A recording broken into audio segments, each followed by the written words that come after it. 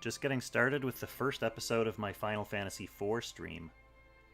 I just got this game downloaded and set up. The music's already bringing back memories. We got some Dobermans in the background as usual, so it'll be a little familiar in that sense. The gist of this is not going to be a normal playthrough of Final Fantasy IV. I like to do stupid stuff in games and then just see how far I can go. Like Final Fantasy Tactics was a classic example of me doing this. I Mess You Up, you can see his name 3 times along the bottom of the screen. Proposed a challenge to me a while ago to go through Final Fantasy Tactics with all these restrictions on the jobs I was allowed to use. And I found that really fun, so now whenever I play a game I try to think of like something weird I can do to make the game more difficult, or just like make hurdles for me to jump over. And so for this game, I've played it before. I haven't played the Pixel Remaster yet, so it will be a new experience, and as I'm going through, I'll kind of remark on the differences between what I remember and what's remastered in pixel form on the screen. But one of the other things I thought I would do to freshen it up is make it so that each character I get can only use one command. And that would be fine if I got to choose the commands. Like, you know who the final party is in the game, so you could say, like, okay, make sure that ROSA can use white magic, make sure that RYDIA can use black magic or summons or whatever. But instead, throughout the whole game, I'm going to let RNG decide what command each character is allowed to use, with the exception of Cecil. I've locked him into attack, just because there are a couple solo sections of the game, and I want to make sure that I don't literally get roadblocked or gate-kept by not being able to do anything with my only character. So I'm going to let Cecil use attack. That's the only thing he's allowed to do through the entire game. Every other character's commands are going to be randomized. So, that is the gist of this challenge. Do let me know in the chat if you get a chance, if anyone has hopped on yet. Just to let me know if the sound balance is okay, because the sound between this game and Langrisser is a little bit different, so this might be a little bit louder or a little bit quieter than my usual Langrisser balancing. So I think I'm just going to go ahead and hop in. I'm actually going to send the link to this to I Mess You Up, just to make sure he knows I'm doing this, kind of in his honor. But then we shall get started.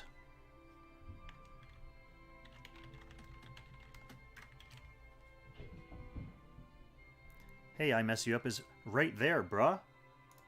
And the sound is okay. So this is just like the menu. This might not be as loud as like once we get into the Red Wings theme and stuff, but as long as I can be heard.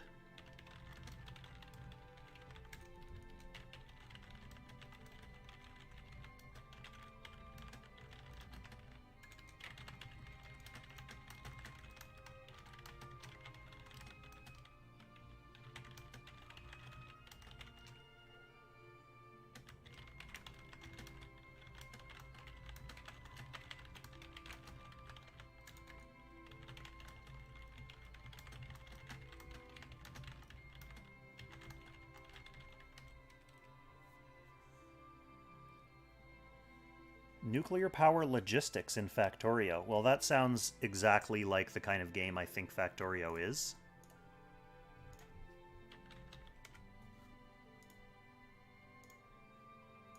Alright, I'm just gonna grab one more person. Do you actually have to, like, write down math in that game, I Mess You Up?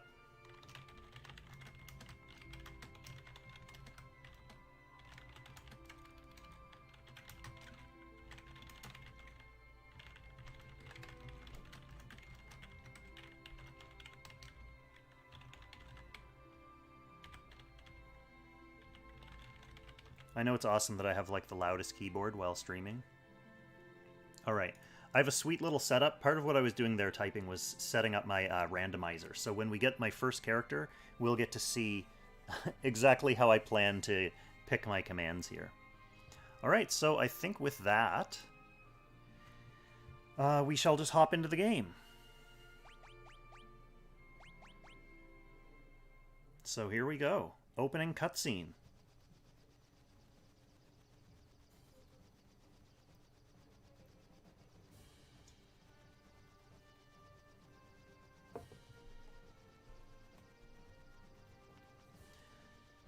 We're on a mission. Alright, Cecil and the Red Wings looking good. Although I can see Cecil's face for some reason. Isn't he supposed to have a big Dark Knight face mask on? I'm sure you all don't want me reading all this storyline stuff to you.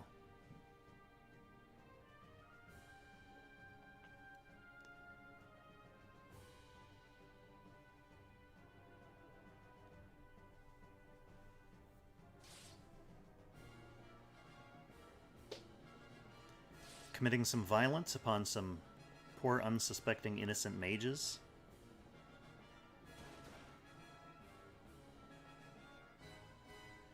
This old dude's gonna live to tell the tale.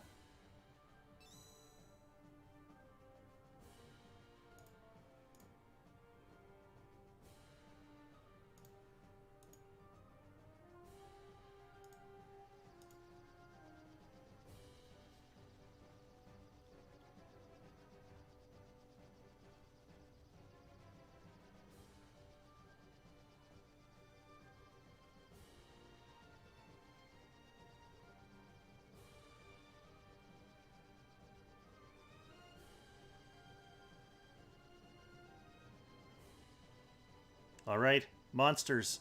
So, these opening cutscene battles are automated, so I can't exactly force Cecil to only use attack. In scripted battles, since I don't have any control over what he does, we're not going to count his use of an item there against me.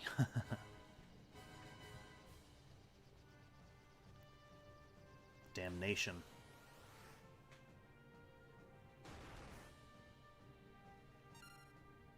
The battle sprites look nice.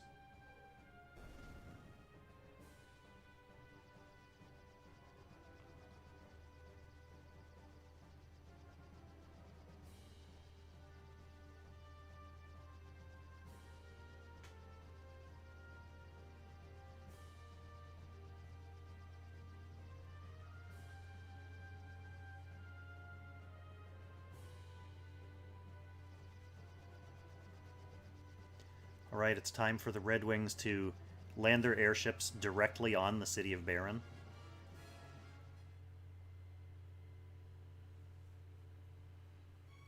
Not something you can do when you're playing the game. I guess Sid must have some special landing pads in here. Alright, there's Bygone, our old buddy Bygone.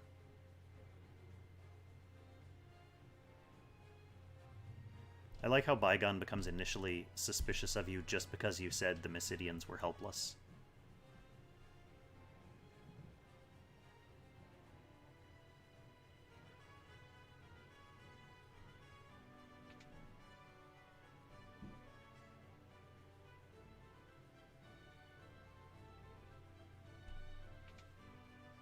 Alright, I love that we get to be privy to this scheming, too.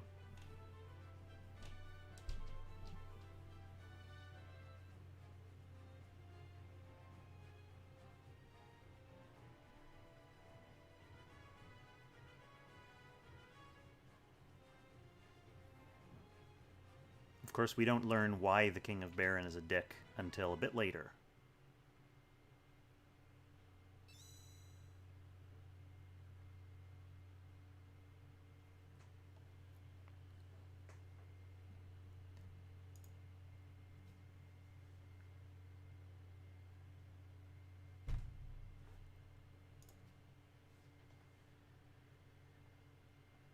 Cecil decides to speak his mind.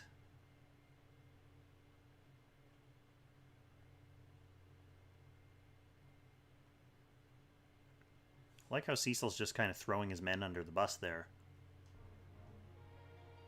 Like my men are displeased, but not me.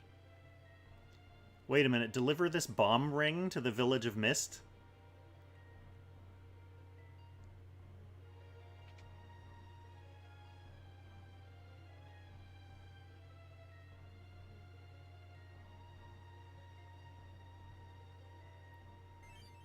Received bomb ring? Okay, that's hilarious. In the original game, this is just called package. And you're not explicitly told that you're being sent to bomb Mist. That's kind of awful. Like the king is just telling you, take this bomb to Mist. And Cecil's like, alright, here we go. It kind of makes his, like, guilt afterwards not really make sense. Alright, I got a dash button. Then there's a mini-map. Okay, that's interesting.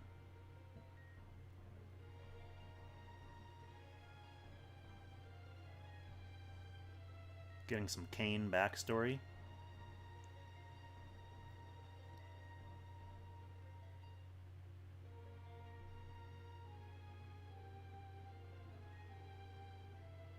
Alright, thanks, KAIN. Hey, I'm walking diagonally in this game. That's weird. That's weird. That's weird. Alright, so we got a couple little mage chambers down here. There's nothing in any of these, I don't think. Just some mages. Anything in the pots? Nah, nah. I know where there is some treasure, though. Ho, ho, ho, ho. Gimme. Where are we going first? Where are we going first? This just leads to the front door, I think. So let's head this way.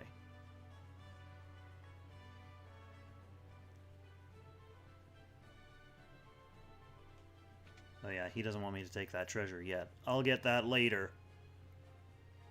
Alright, here's Sid's engineers. And then a tower that I'm not allowed to go into yet. That's fine, so this is not the right way.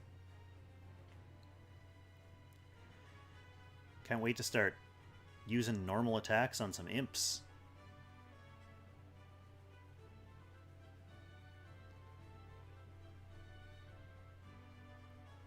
Oh good, it's Rosa time.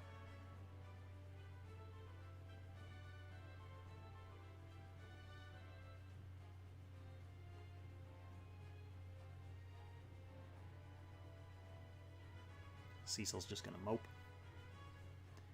Wasn't there a hidden passage in this room somewhere? I wonder if they show hidden passages like they did in the Super Nintendo version. Haven't really had an opportunity to check that yet.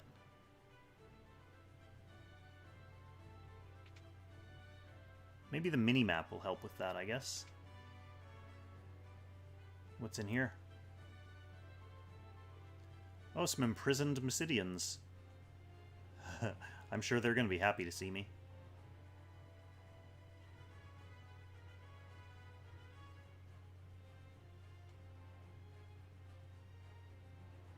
They're not. They're in the slammer.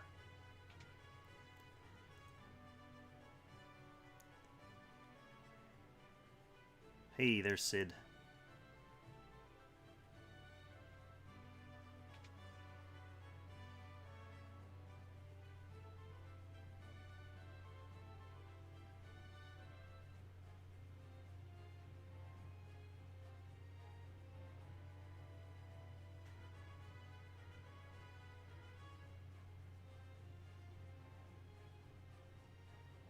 I really hope RNG is kind to me when I get Sid on my team.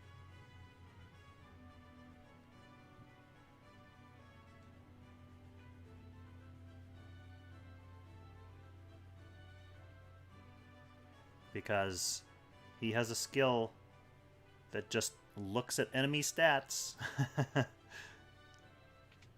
I'm worried enough about everyone having access to item. Like, that's going to be a 25% chance of characters not being able to do too much. There's definitely a decent chance that I'm not going to be able to finish this game, depending on RNG. Like, if I get to the end game and I don't have a source of healing, there are some long battles in the end of this game. We'll see, we'll see. We'll cross that bridge when we come to it. Alright, time for a nap.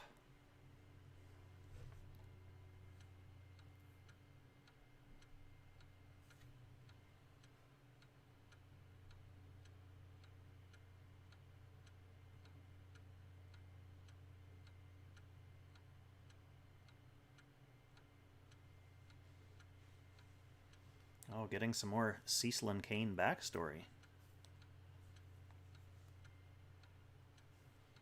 You'd think if they were raised from children by the king, they would notice something different.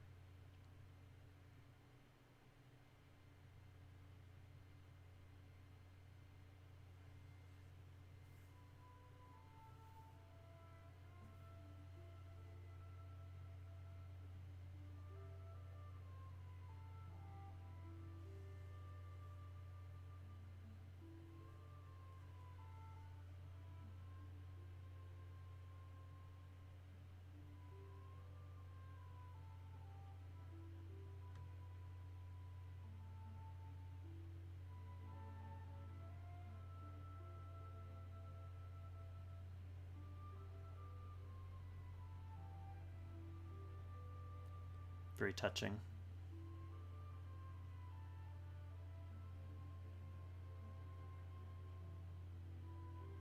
Man, being a Dark Knight sucks.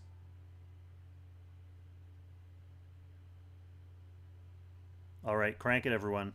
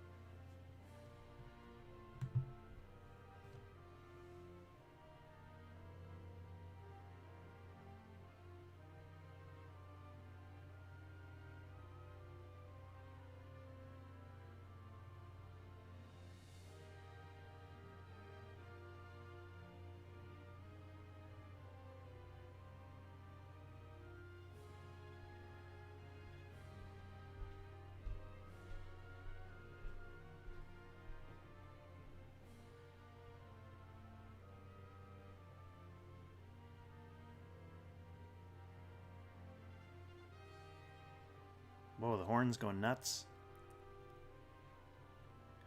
This is the very beginning. This is the prologue, Death Queen. You are not late. We've just left the first city, and we're about to embark on our adventure.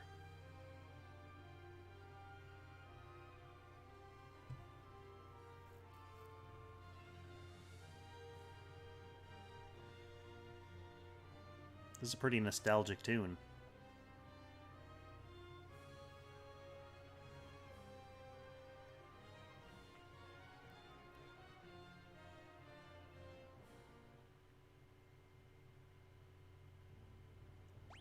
Alright, here we go.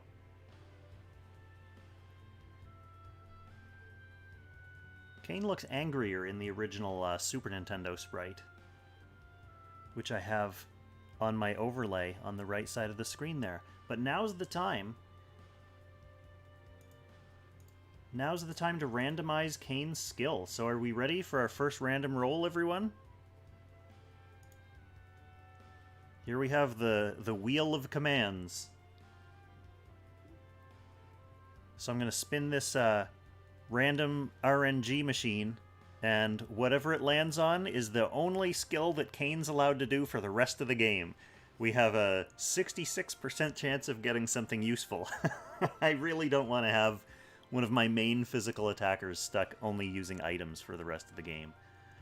I was thinking about this, and there actually is a fight where they want Kain to jump all the time against one of the 4 fiends, so if I don't have jump in that fight, it's going to be interesting to see how I cope. Okay. Here we go. Oh no! I figured that was going to happen. Alright. Kain is stuck on items. Is there a way that I can control... Hang on, let me actually update my overlay while I'm in here.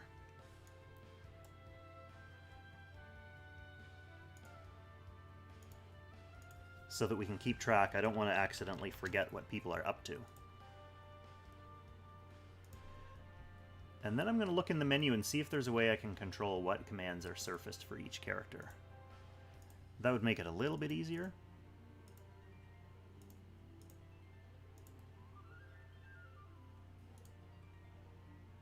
Well, I hear Doberman's being bad.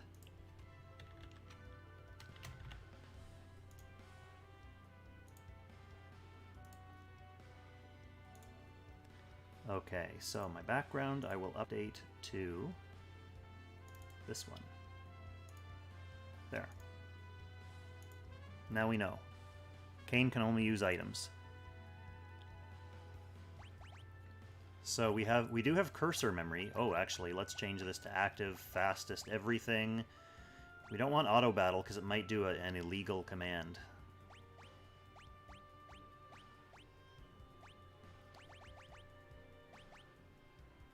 So we can put cursor memory on. That will just make it so when I go to items, it'll always go to item next time we have KAIN's turn. But I don't think we can, like, rearrange his command menu. I think there was some Final Fantasy game where you could actually rearrange what order the commands showed up in.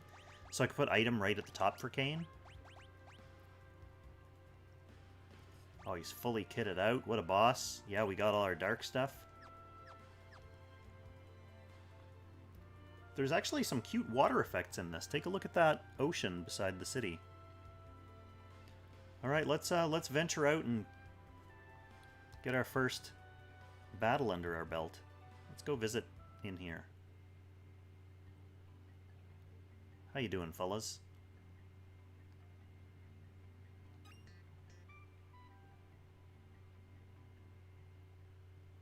Might as well pick up an item for KAIN to use. Actually, that's a good point. If I don't even have items, KAIN can't do anything yet. I wonder if I should go into the city and buy some potions. So, Cecil can attack. KAIN just has to sit here.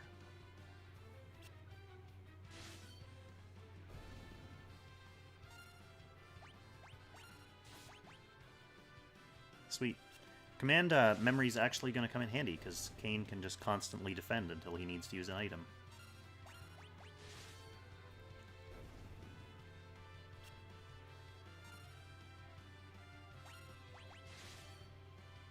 Maybe these goblins will drop an item for KAIN to use.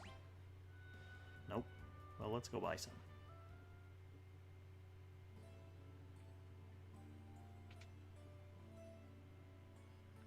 Oh, the town music is pretty different.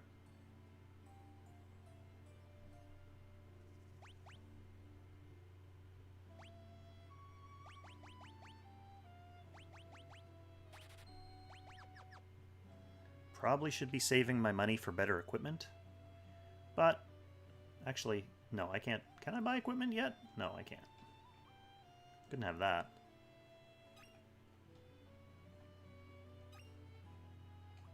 Couple bonus potions. A little bit of muscle memory to find those ones. Alright.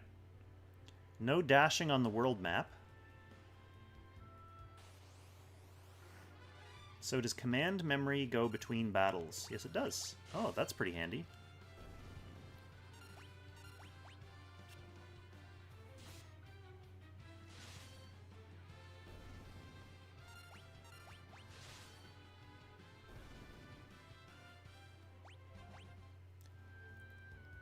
I like how in the introductory story, Cecil said that he'd be giving as good as KAIN. But he's the only one attacking. KAIN is actually the one getting dragged through this.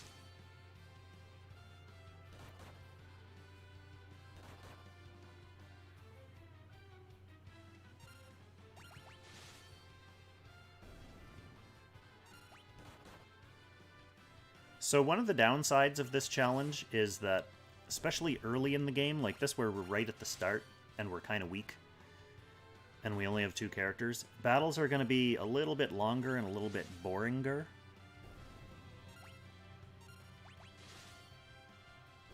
But once we get rolling, we'll really start to see the limitations and capabilities. Can I save anywhere? I can quick save.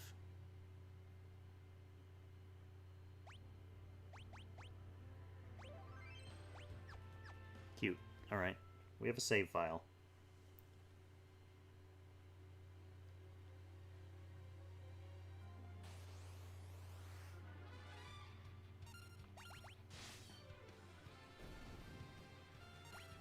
So, who else has played this game before?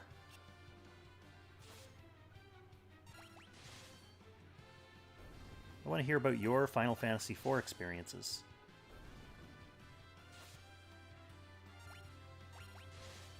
I know, at least judging from the Langrisser community where I come from, there are a lot of people who are old enough to have enjoyed this game when it was first released.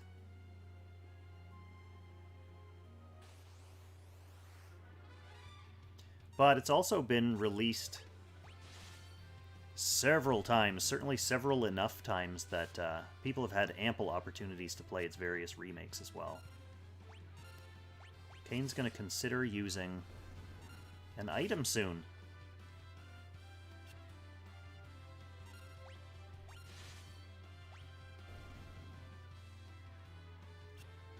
Now here's a question.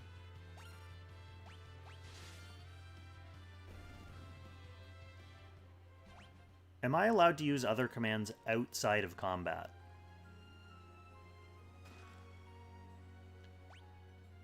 Because if I'm in here, the items menu, maybe not magic, because magic you have to actually specify a character.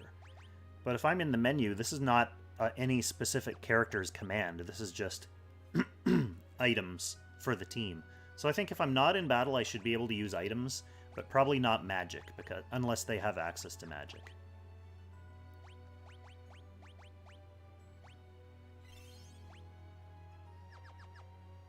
I think that's how I'll do it. Give me treasures.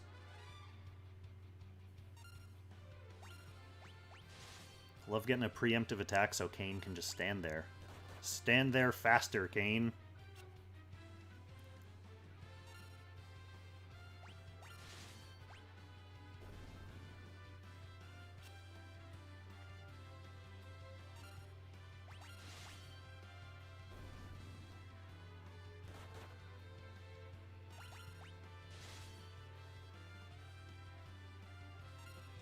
I have mixed feelings about the new music so far. I didn't think they were going to be remastering the soundtrack.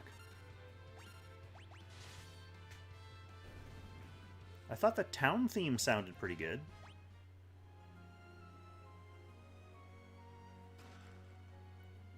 The chest contained tent. Love it. I wonder if they boosted the drop rate for the rare stuff.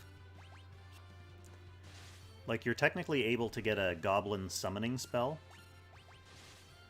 that drops just from random goblins, but it was really rare in the Super Nintendo version.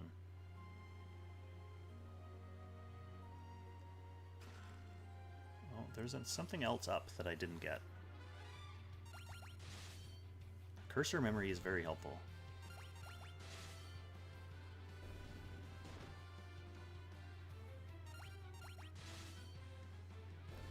One change so far, I mean, we're really early in the game, but one change I'm pretty upset about is the fact that they just tell you outright that you're delivering a bomb to Mist. It's brutal. It's supposed to be a surprise. Like, I think given Cecil's reservations about the attack he just carried out on Mysidia, he'd be like, why am I bringing a bomb to the village of Mist, please?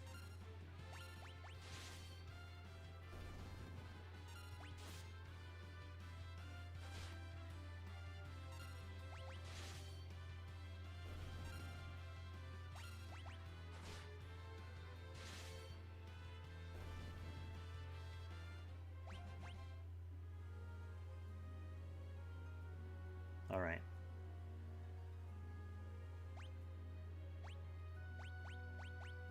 Let's potion up just in case we run into some foul misfortune.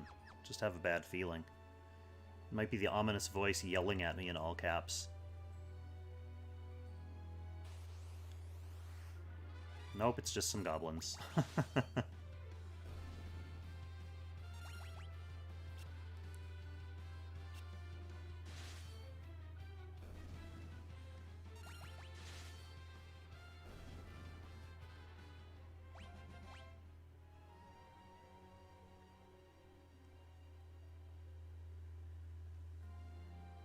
Yep.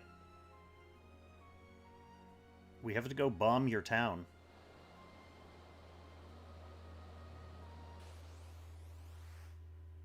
Whoa. Nice lens flare effect on the boss loading in.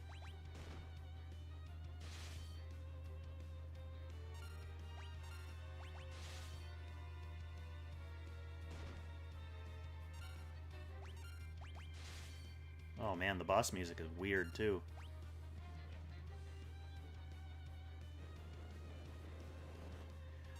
Alright, one of the things I like about early Final Fantasy game, the first boss, is that they always use it as an opportunity to teach you about stuff, like in this case the active time battle system. You're not supposed to attack the Mist Dragon when it turns into its mist form.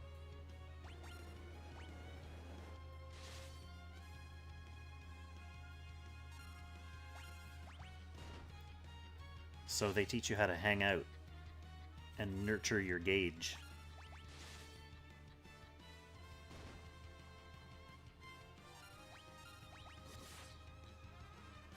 I think if you attack it in mist form, it does like an AoE mist breath attack on you.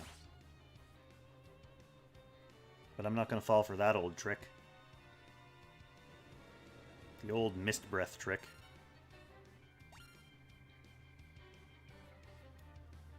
That big swelling organ is going to get me every time. I mess you up. Are we doing phrasing?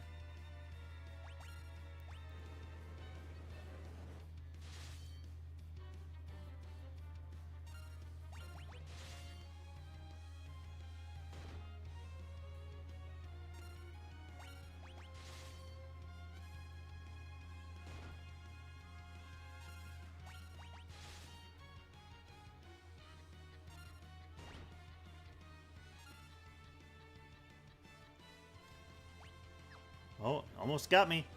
Almost got me, dragon.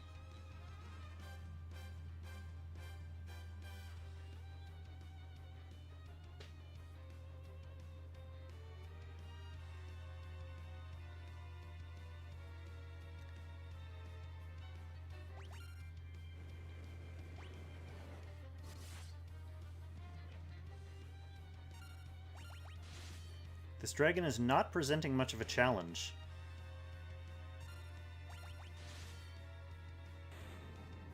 What a wimp.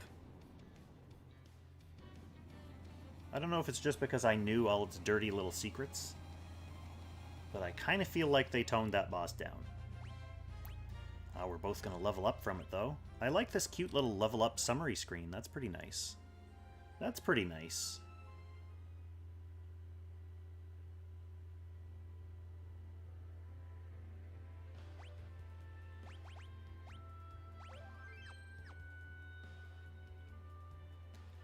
Bane Hallow, welcome to the stream. We are just doing a challenge run of Final Fantasy IV Pixel Remaster. Very early in the game. Apex, not too bad. I'm just over 50% win rate. I think I'm like 10 and 9 or something like that. I've got like 1655 points. The bomb ring is glowing. I wonder what's going to happen. Why would a bomb ring start glowing?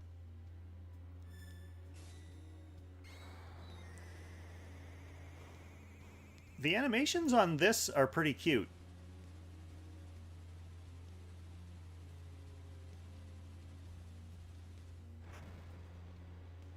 So yeah, I'm kind of mid Gold 3 right now, Bane Hallow, but I'm going to be playing more next weekend, obviously. What do you mean? This is why they sent us here with a bomb ring that they told us was a bomb?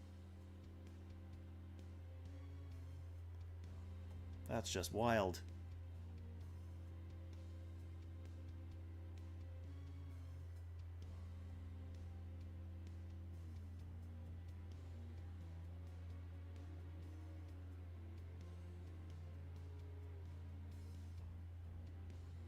Cecil said the quiet part out loud.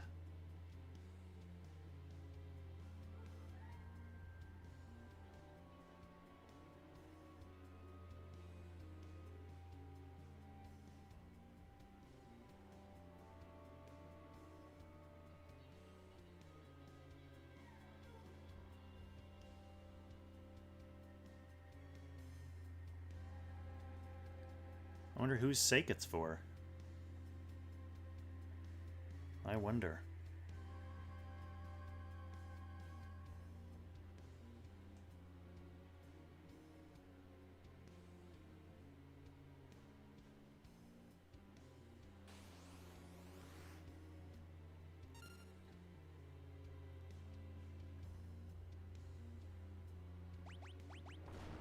Hey, a big boy.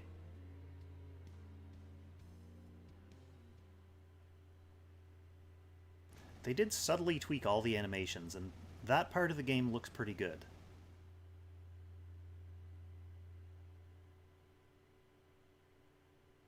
Oh, you know what it's almost time for? It's almost time to roll another character. So far, that's not my favorite part, just because RNG did not treat me with respect with KAIN.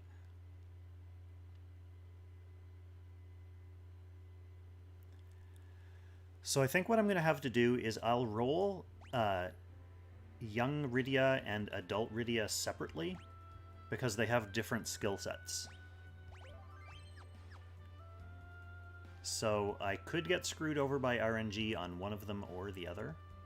Or maybe we'll decide as a chat, like as a group, if I roll a skill on young RYDIA that she still has as an adult, maybe we keep it. We can decide later, I guess.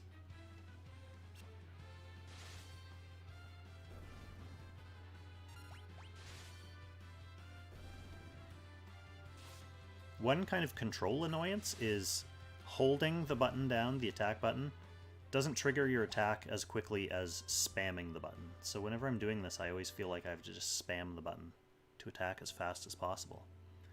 Alright, here we are in Kaipo.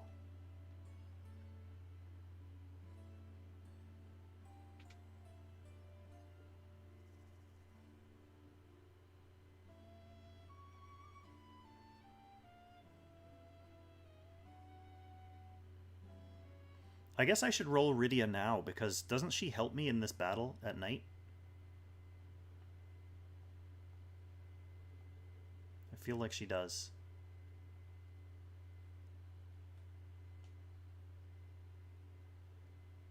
Well, I'll roll her now anyway, because even if she doesn't help in this battle, she will help after the battle.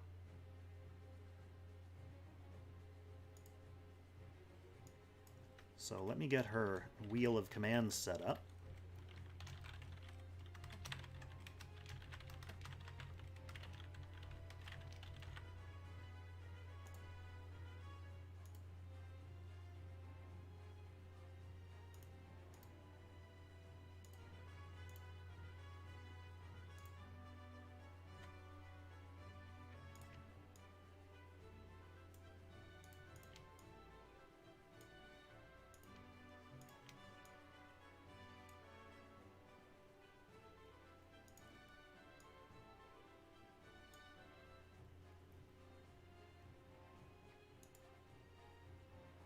Assuming I know the commands she has access to.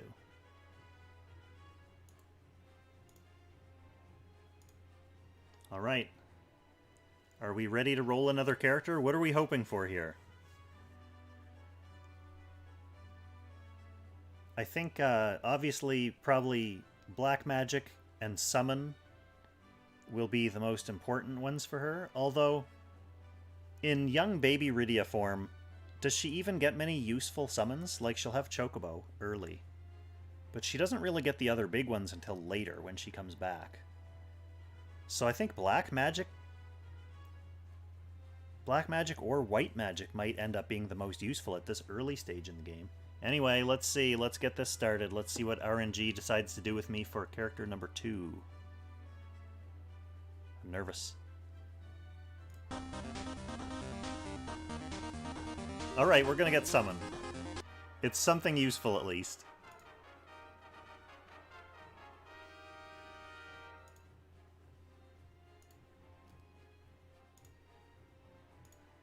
It could have been a lot worse. So let's get the old overlay updated with my new RYDIA abilities. One thing I might have to do is do every possible skill combination on my overlay in advance so that I can just upload it more quickly.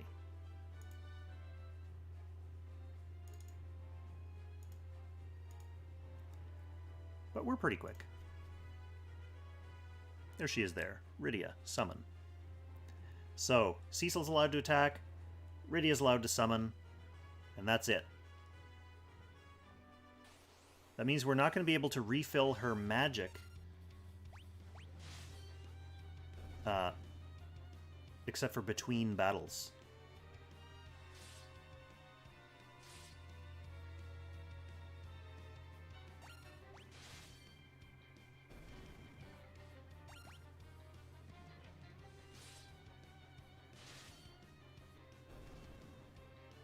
Unless KAIN's in the team and he can use items on her.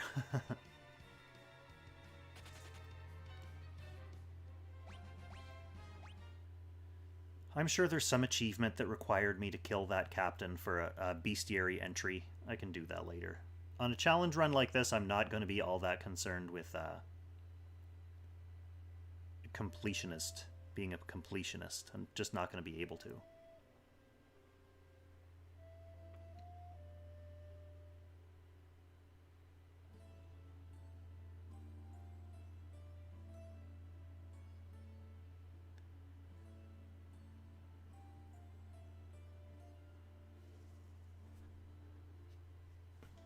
You can't trick me, animation. Oh, there's nothing in the pots. What else is over here? This is the item store.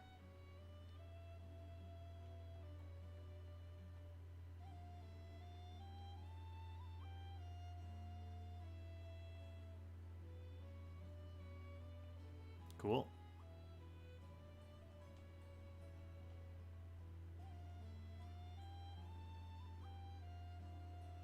Huh. These guys are giving you all kinds of lore in advance. Where stuff is, helpful to listen to.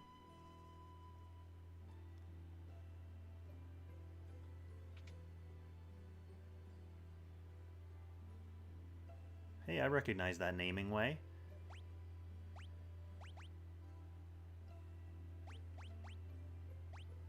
Does the check mark mean she already has it on? Oh yeah, it says equipped. 1. Okay, so I don't need to buy anything here. I do not wish to change my name. Speaking of the naming way, I do have the option if anyone has a favorite character in this game with a favorite name that they used to name them from their childhood. You can drop a little streamer Kong tip and I will rename your character of choice for you. I'll reserve names in advance as well, I guess. So just letting you know, that's an option. No pressure though, obviously.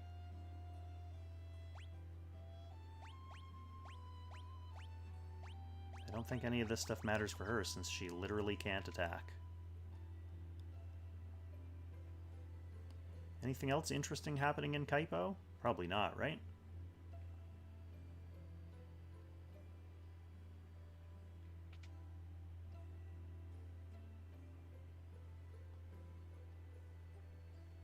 What? Someone's muttering the name Cecil? That's suspicious.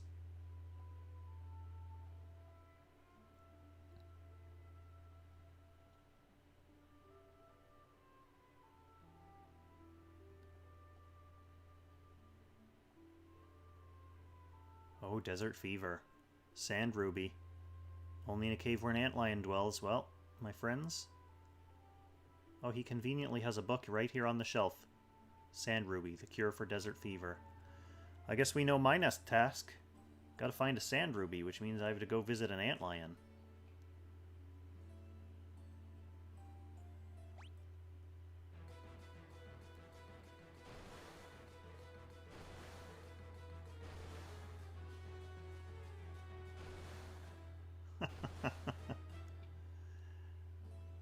There are nice water effects inside the towns, too.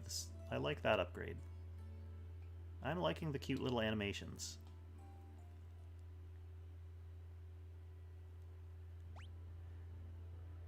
Okay, RYDIA's here. What summons does she have? Yeah, she just has Chocobo for now.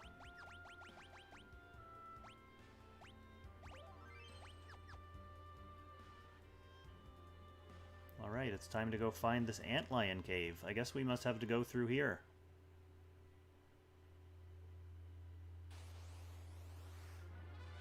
Oh, back attack right away.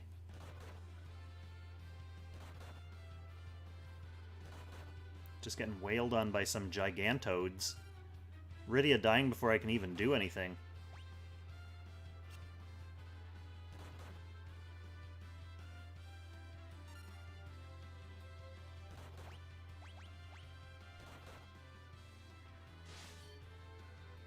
That's not lucky. Okay, now this makes me think ahead. I was thinking, what happens if I get turned into a toad? And I can't dispel it. And then I thought about, even worse than that, what happens when I end up fighting some Marlboros and I get turned into an everything? That's going to be troublesome.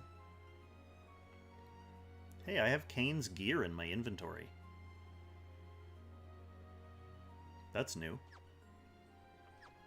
Looks like I'm going back to town to bring RYDIA back to life. At least I got some experience from that Mauvaise start of our adventure.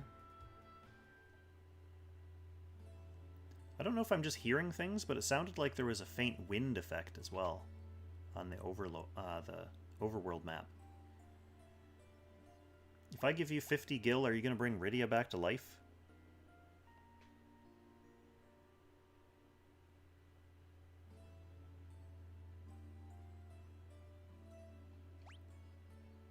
Yes. Okay, RYDIA, new rule.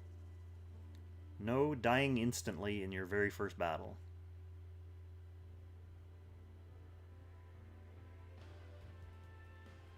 Maybe I do an easier battle out here first to get her a couple levels. She should level up fairly quickly. Oh, and a preemptive strike too. Alright, only allowed to Chocobo, so let's blow it. I think she can only cast it once, and then she's out of magic points.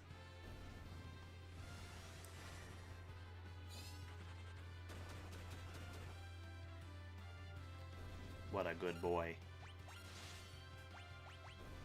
Yeah, she can't do anything now. She learned a couple spells she's not allowed to use, but more importantly, she's getting stats.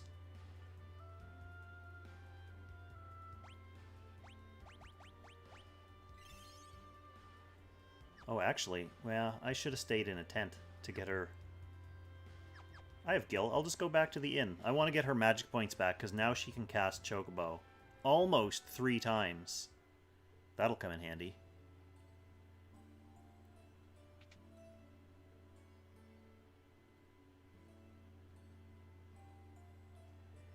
There's probably actually going to be a lot of this in this challenge run. Annoying stuff like leveling up and going to inns and saving my game. It's definitely not going to be a speed run with these limitations. But we're going to do our best, aren't we? So next I'll be getting TELLAH, and he should have access to fight, white magic, black magic, and maybe if they're using the original Japanese or like extended skill set, he'll have recall, which lets him randomly cast a spell.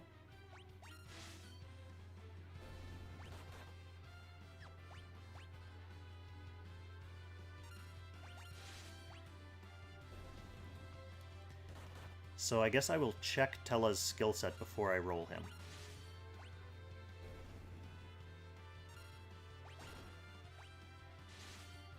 I'll be getting access to him fairly soon.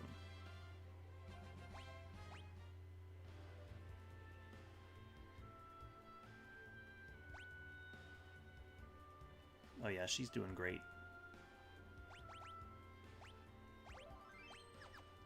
I'm gonna go in sloppy. Not healing up first. Gimme those treasures. I'm getting ambushed a lot. So far, 100% of the fights I've done in the cave have been ambushes.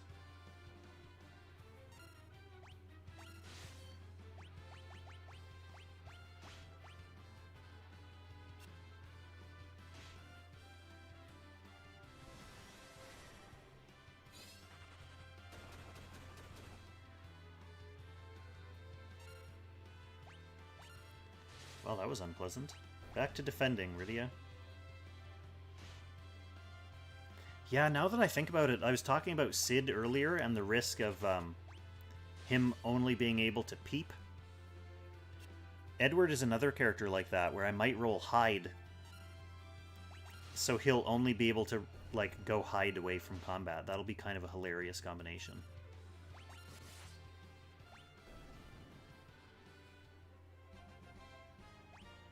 But, again, we'll cross that bridge when we come to it. We had to deal with KAIN using items.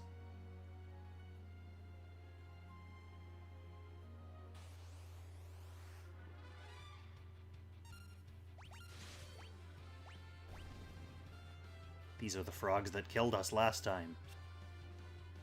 Gigantoads.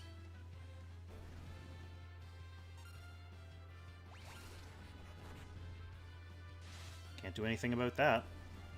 Not in battle, at least. I like RYDIA quickly learning all this magic that I can't use. Okay, I know we have one Maiden's Kiss.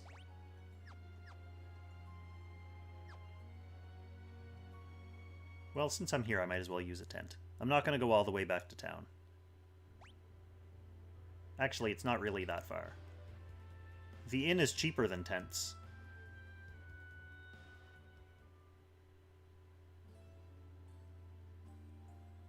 So, speaking of blitzing levels really quickly, you know, when the storyline event happens to Cecil, I'm not going to spoil it for anyone who's watching this stream totally fresh, but Cecil starts leveling up very quickly after that storyline event. One thing I did a while ago when I was in the mood for another ridiculous challenge run of this game is I sought to level up as much as I could without leaving Mount Ordeals. So right after that significant life event happens to Cecil, I stayed there, and I didn't leave, and I just leveled up on Mount Ordeals. Now, it's fast at first, but after a point, like when you're like level 70 and you're fighting low-level monsters, it starts to take forever. But it was hilarious because other characters who have already been on your team, when they rejoin you, they've actually been getting experience the whole time too. So like, Yang is on your team, and then he leaves for the Mount Ordeal section, but then he joins you again later. And I got him back at like level 80 or something, and he had 9,999 hit points, which you never really see in the course of a normal run of the game.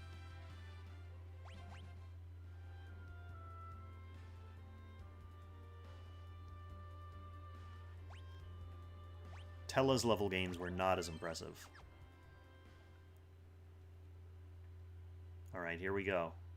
Going in a different direction this time. More toads. RYDIA has enough magic points for 5 chocobo kicks.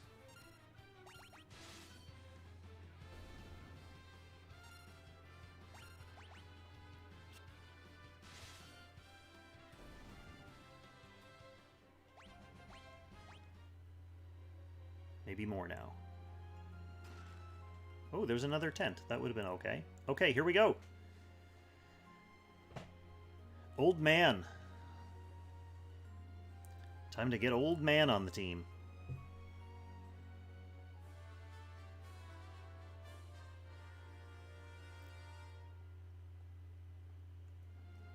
Alright, what commands do you have, old man?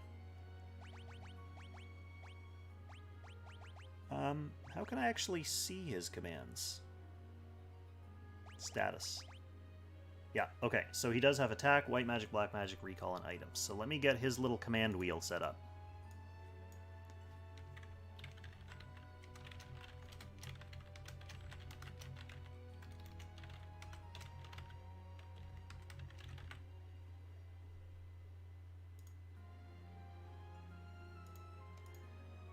So, chat, what are we hoping for TELLAH?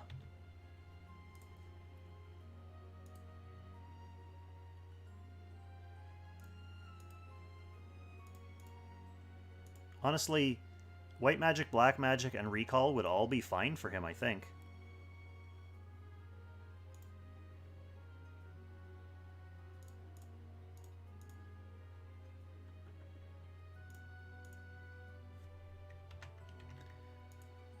they would at least give him something to do. He could heal me. He could have some offensive capability.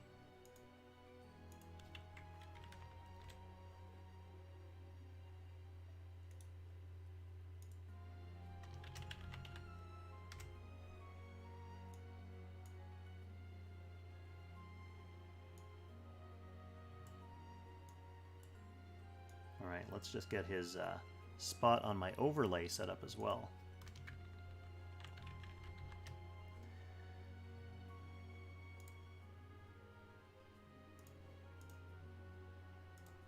Alright, here we go. Recall will randomly cast one of his spells, and I forget if it is magic point free, or if it's a discount, or if it actually does cost magic points. And I think sometimes he can also cast spells that he's forgotten, like that he doesn't have in his actual spell inventory, but I'm not 100% sure about that. The original Super Nintendo version of this game, or I shouldn't say the original, but the North American Super Nintendo version, doesn't have recall. He just has white magic, black magic. So let's get ready to roll TELLAH.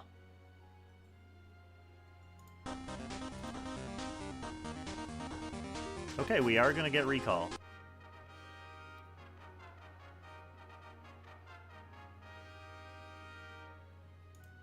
That's not the end of the world, because that is something that lets him do something just without me really thinking about it.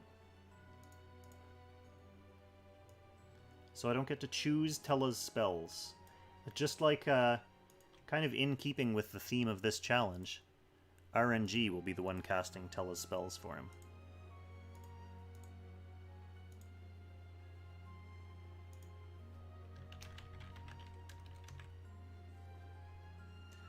Okay, so let's get TELLAH added to the overlay.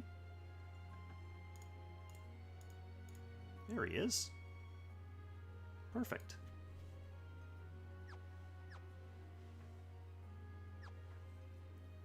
So we will find out very soon what recall exactly does.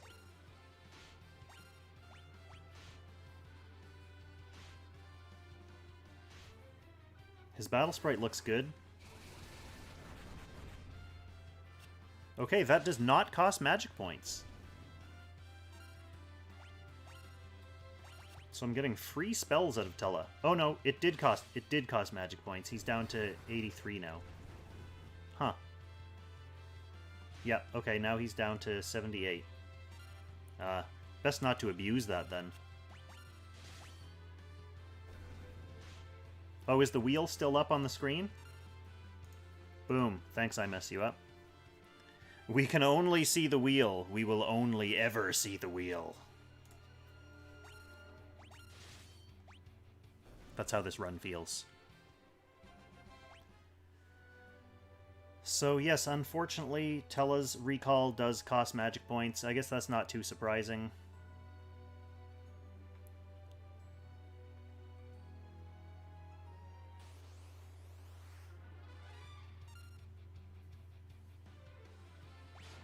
Maybe I want to recall on these zombies, since I don't think my Dark Sword is going to be too good against them.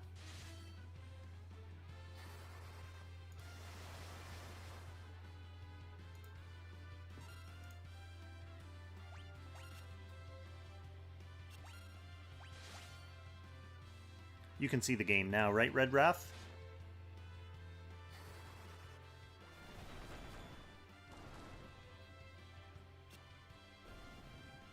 That was handy, at least. I'm going to be using a tent soon anyway, so I might as well blow some of his magic points.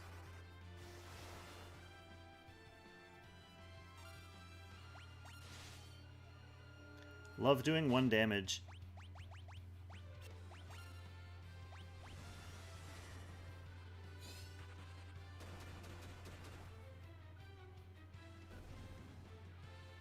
Couldn't remember. Oh, okay. So sometimes it does nothing. We'll let the Chocobo take care of it.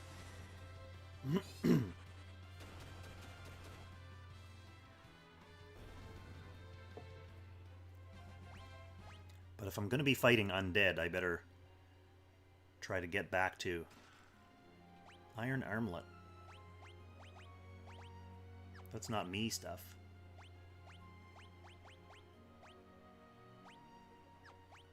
What's an iron armlet for? Arms. That makes sense, doesn't it?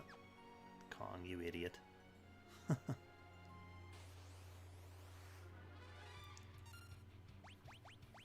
Oh, can't do that. Gotta be careful.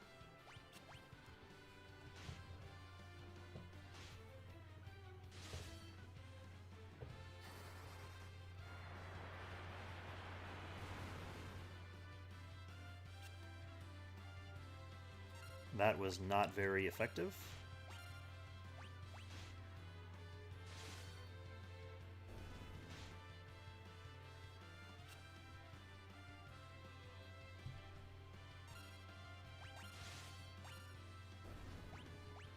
Looks like it's going to be the Cecil show for this fight.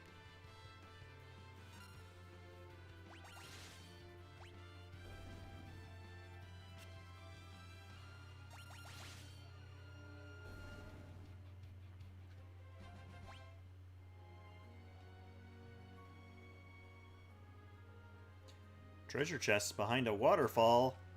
Madness.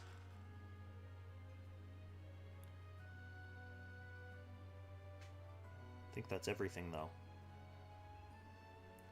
Alright, back to where I was going.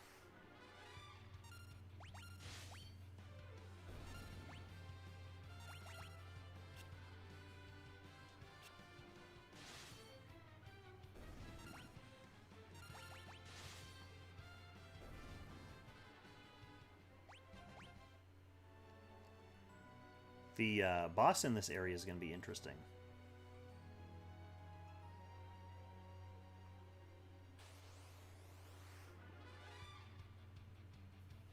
This isn't going to be good. RYDIA is still pretty flimsy.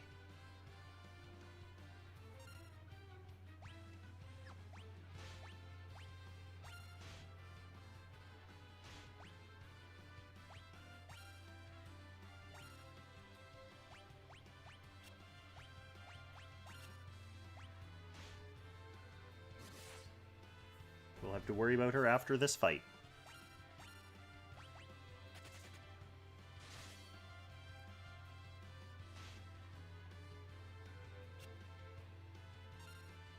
I like how that weird cellular organism is bigger than all three of us combined.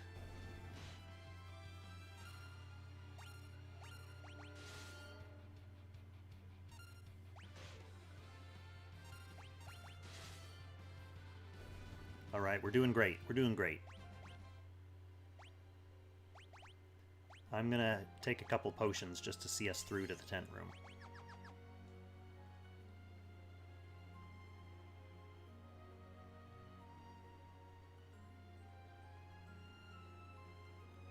Oh, we're not close to the tent room yet. Ruh-roh. I thought it was closer. I thought it was closer. Magic points are going to be trouble now.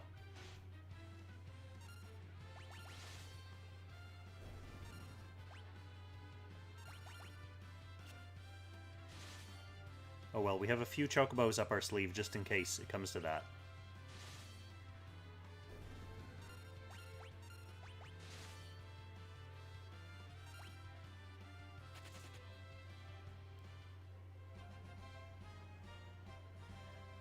It is pretty classic. It is arguably a pixel remaster. I think their marketing was supposed to make it look like very faithful remakes, faithful to the old versions.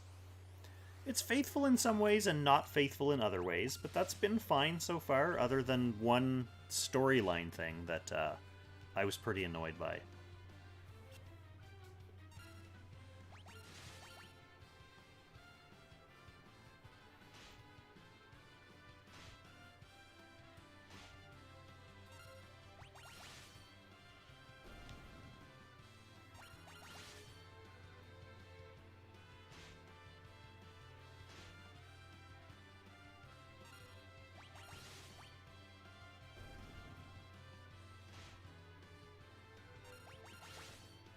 If Cecil didn't have attack, this would be very tedious.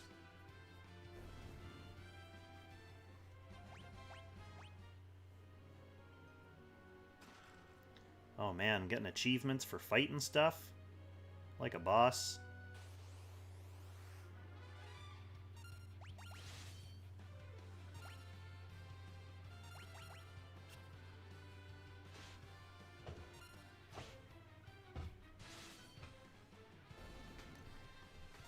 I'll have to look at the achievements list for this game later. Like I said, I don't think I'm going to be too much of a tryhard in terms of actually unlocking achievements, just because of the nature of the challenge.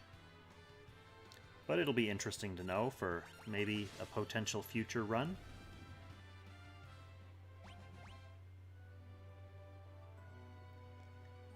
Give me that.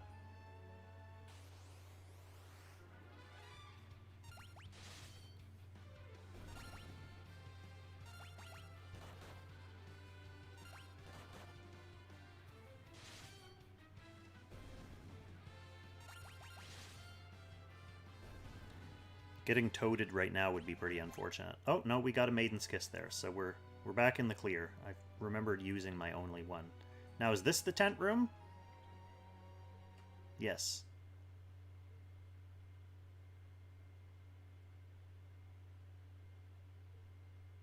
Oh man, TELLAH's even providing the tent. What a boss. Thanks, bro.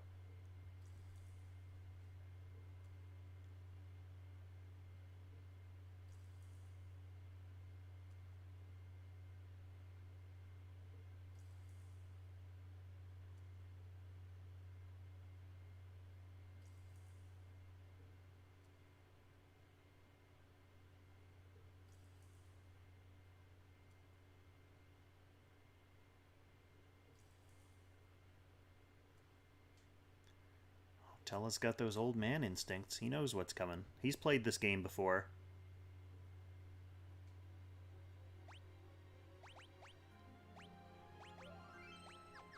Now, is there a secret passage in this room?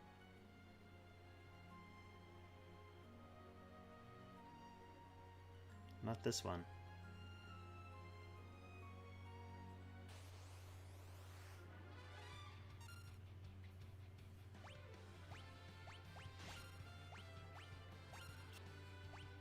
Alright, we're gonna preserve our magic points on the other two characters for the vicious 8-armed monster that's guarding the passage. Octomammoth. I'm sure this version of the game uses its full name. But I found some of those abbreviated names in the Super Nintendo version pretty charming.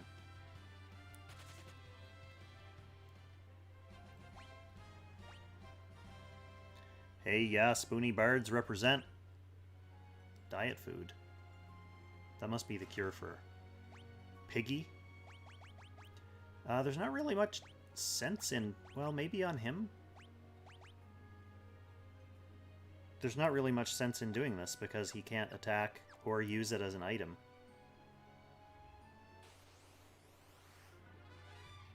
We're actually pretty close to the famous Spoony Bard scene, so you're right in time.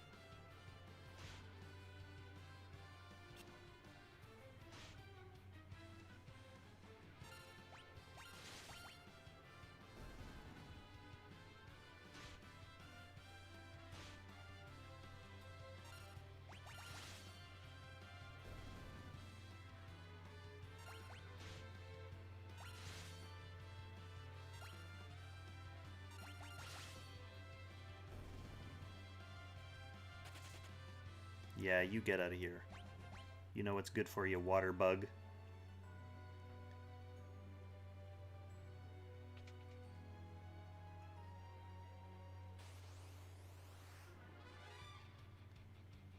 These toads are so sneaky.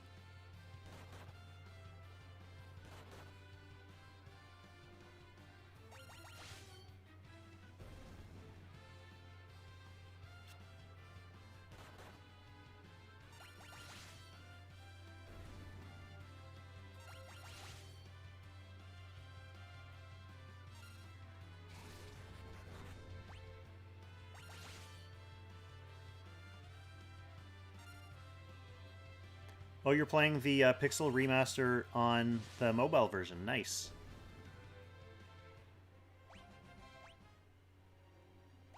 Or are you...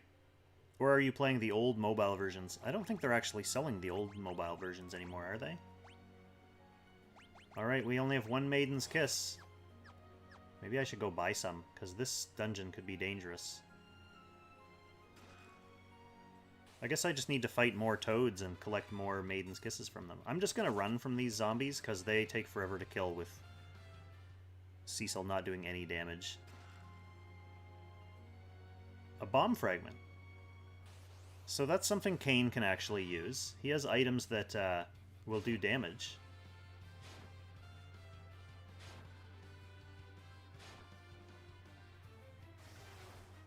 Oh man, we're getting just wrecked.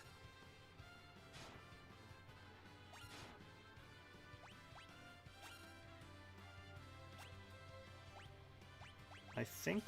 No, I'm not going to recall. I'm gonna let Cecil do the bulk of the work here. This might take a while.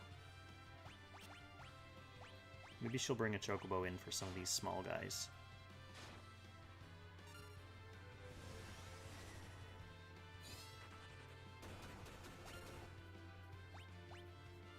Now that's not super effective. Yeah, the Final Fantasy VII Remake was pretty impressive.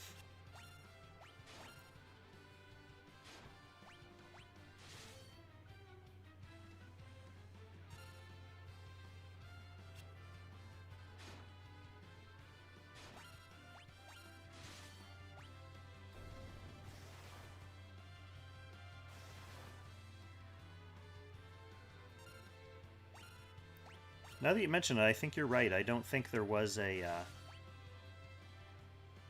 weird mobile hacky version of Final Fantasy IV. It was a port of the 3DS version. Which was a pretty good version, to be honest.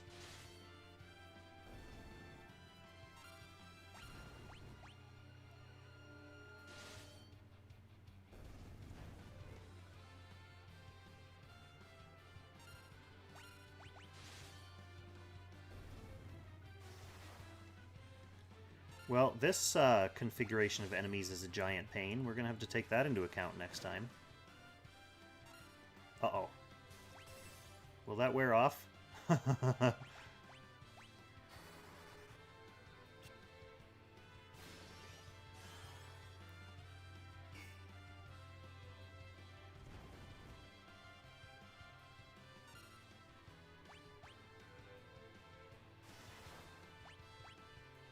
If that doesn't wear off, we're going to have to run away from this fight after killing all those dudes.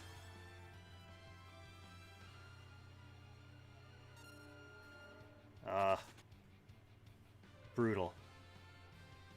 Yeah, I like the DS version of Final Fantasy IV. I like the DS version of Final Fantasy III.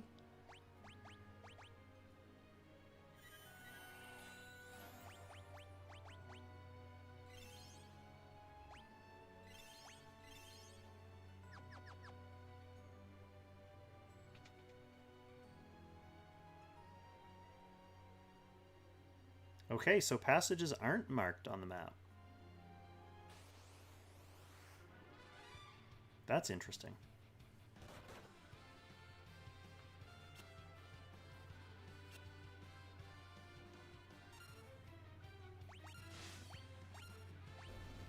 So that's another change from the Super Nintendo version, at least. I know some of the other versions restored that quote-unquote hard mode feature of not being able to see the secret passages.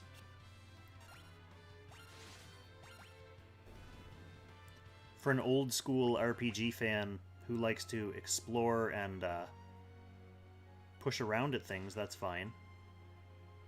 What else is down here? That's it, okay.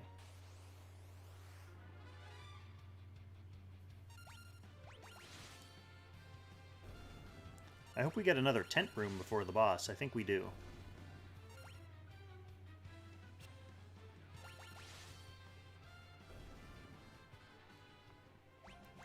But yeah, back to your point about Final Fantasy VII Remake. I'm actually a big fan of Final Fantasy XII, which a lot of people didn't like for various reasons. I thought it was pretty good.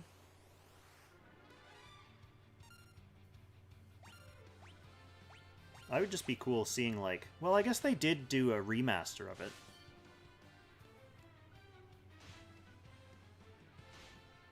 But those remasters that are just like half a generation later are pretty much just like cleaning up the graphics up to HD level.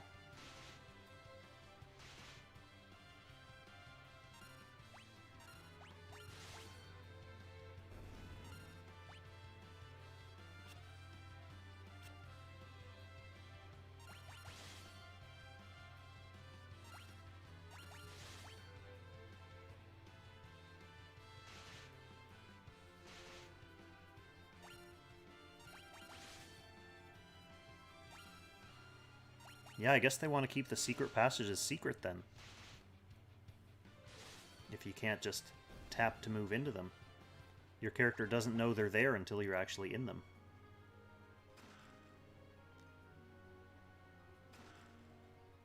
Antarctic Wind.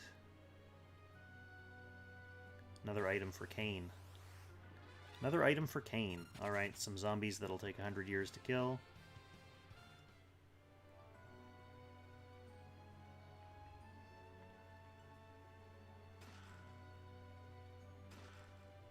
Sweet Shadow Blade. That'll help, since Cecil actually is allowed to attack with it. Oh my goodness. So these guys are weak against fire, which I can't reliably use. TELLAH would have to RNG it out, so I'm not going to sit here and wait for that.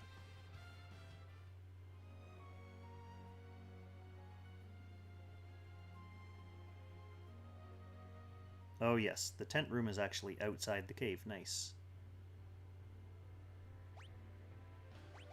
Thanks for the reminder, TELLAH. This is definitely not free. This, at least on Steam, I bought it on Steam. It's currently on sale for 20 bucks.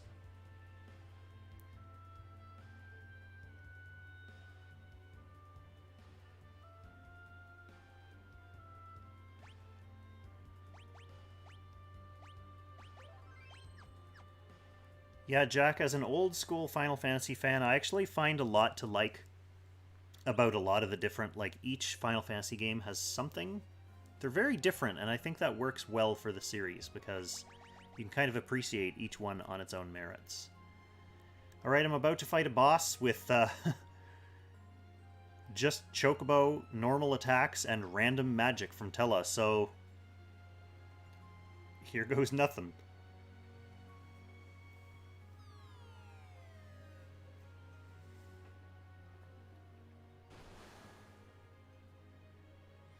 Oh, I still have some walking to do. Still have some walking to do.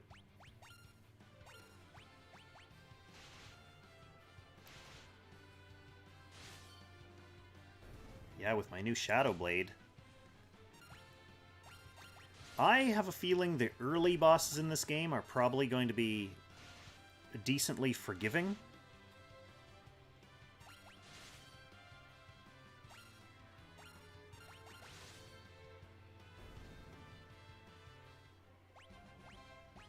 One nice thing about RYDIA knowing Summon is that even though she only has Chocobo right now, in the future she'll have some pretty OP spells. I got the gloves and I got the helm. I did not get any armor.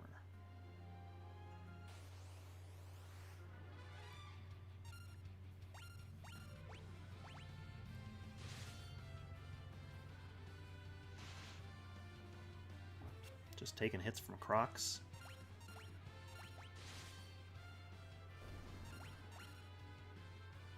Yeah, that's right. KAIN's gonna be... KAIN... I'm worried that KAIN might actually end up being my main healer if I get screwed on RNG with ROSA.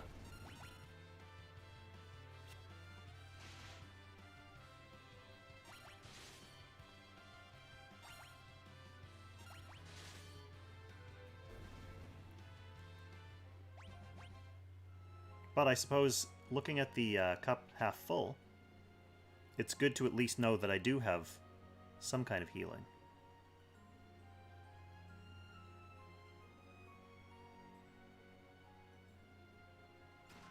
Alright, there's my armor.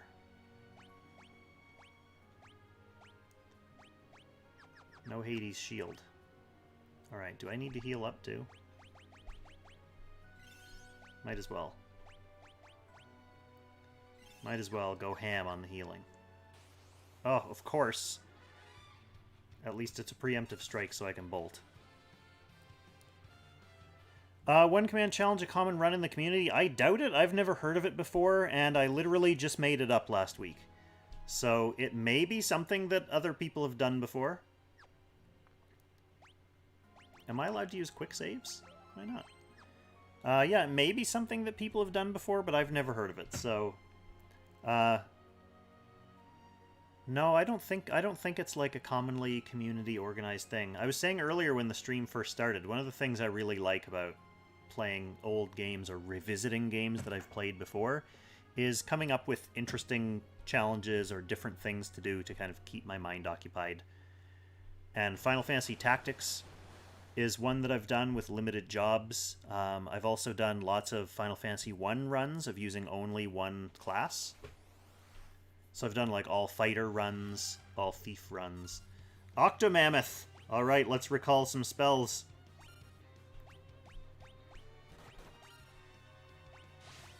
Let's get Chocobo out here.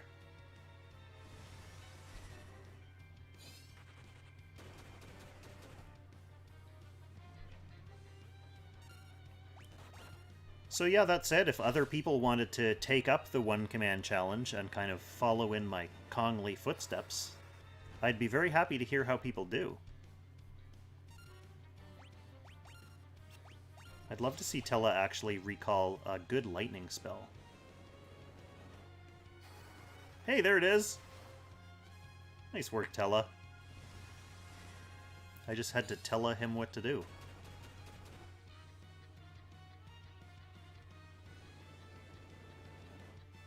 You're starting to run out of tentacles, brother.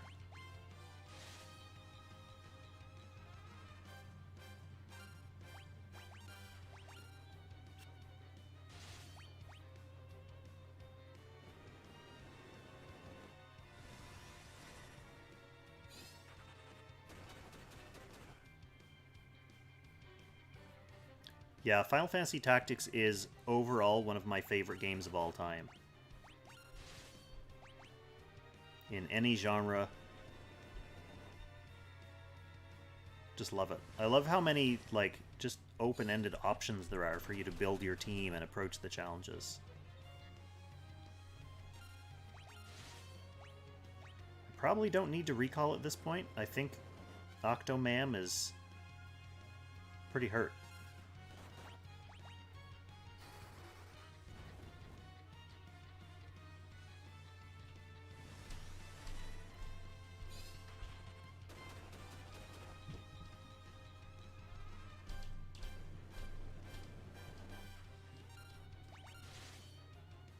So yeah, TELLAH's going off active duty. We'll get another Chocobo in just to see what happens.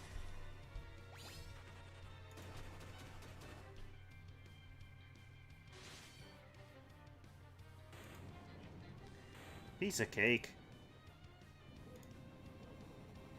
That wasn't bad at all.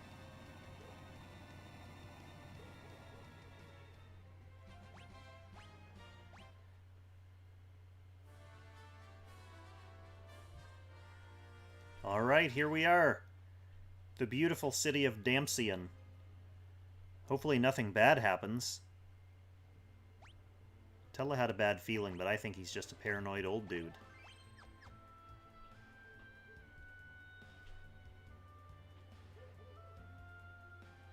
Sweet, some Mode 7 effects.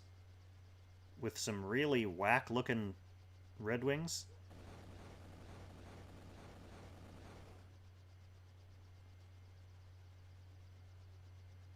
That's weird. That's a weird looking effect. Uh-oh, panicky music though.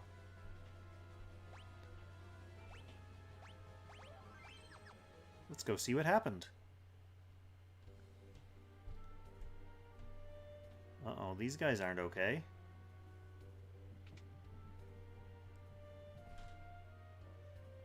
They stole the crystal. Classic Red Wings. Sounds like something Cecil would do. My favorite character in this game? Probably gotta be KAIN, to be honest. KAIN's pretty cool. I don't know about as a character.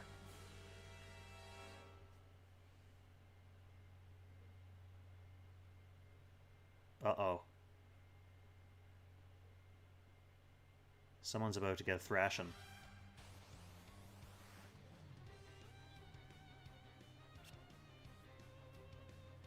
You Spoony Bard.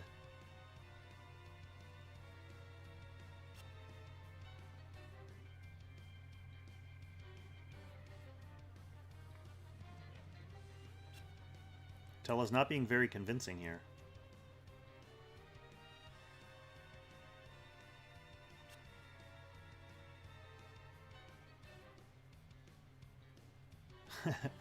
Why is he saying ouch? He missed every time.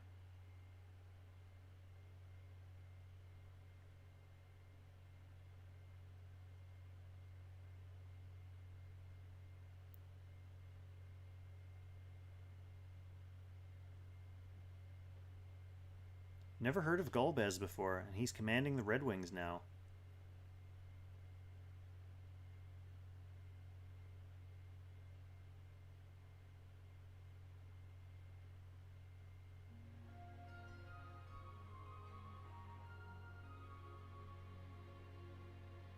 Ooh, the first of many serious permanent deaths in this game.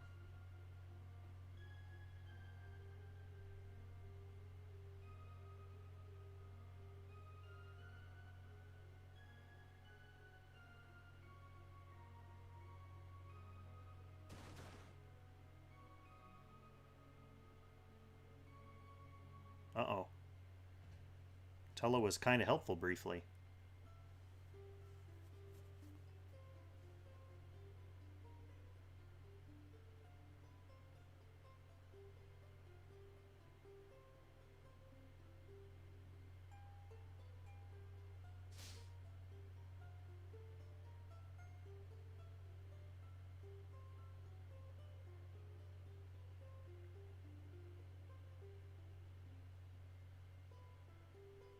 I like that Cecil politely asks him for his help after smacking him in the face.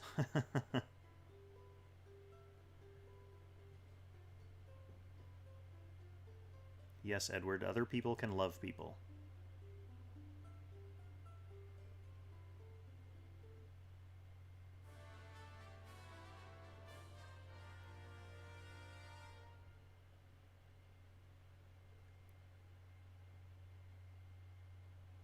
Alright, it's almost time to roll Edward's skill. And I actually just remembered while TELLAH was fighting him, there is a set battle when you get back to Kaipo where you only have Edward. So if he...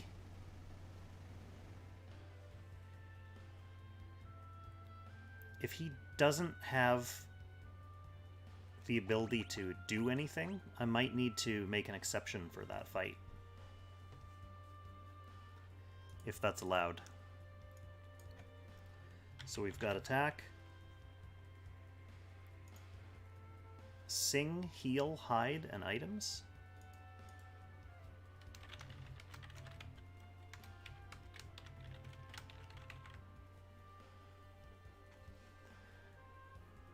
Heal is another one of those skills that wasn't in the North American Super Nintendo game. And I think what it does is randomly use an item.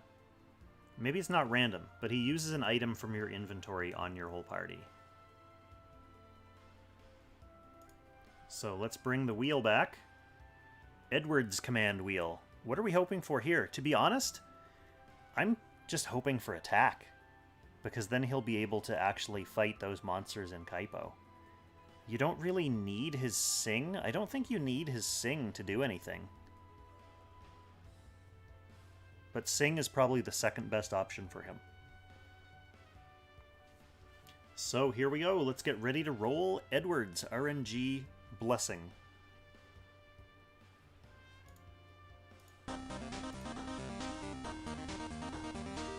Uh-oh. Uh-oh, we're just gonna get items out of Edward as well.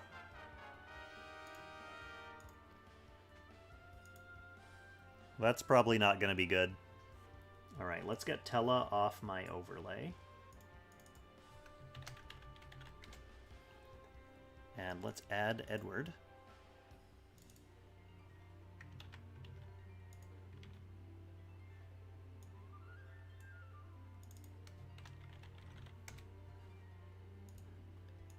Speaking of Edward, is anyone excited for the live-action Cowboy Bebop remake?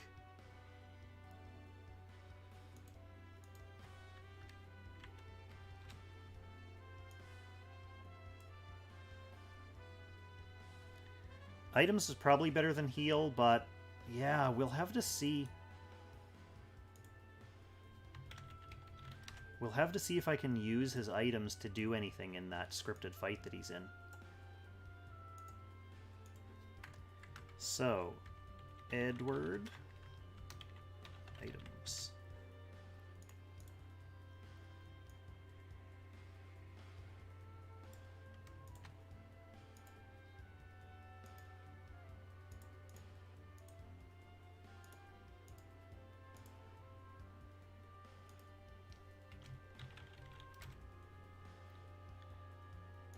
And with that, we'll add that to my overlay right here.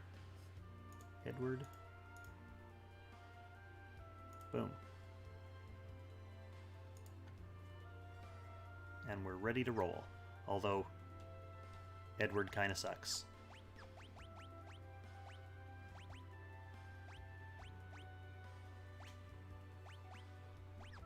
That's all fine.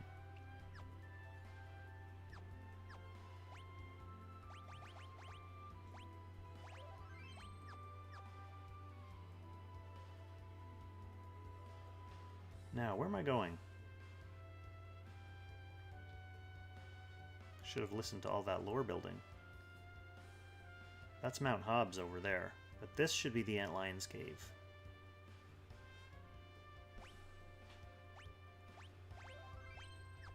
Let's just head in and see what we can do. Actually, whoa, RYDIA's got no magic points.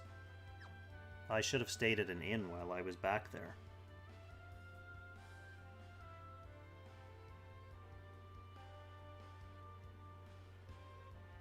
The diagonal movement has really thrown me for a loop. I can get back to Kaipo this way, can't I?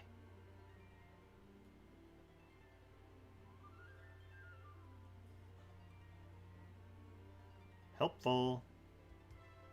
Helpful hovercraft. It's also kind of funny that there's just randomly a hovercraft. Alright, give me some magic points. Give me some magic points for 50 gold.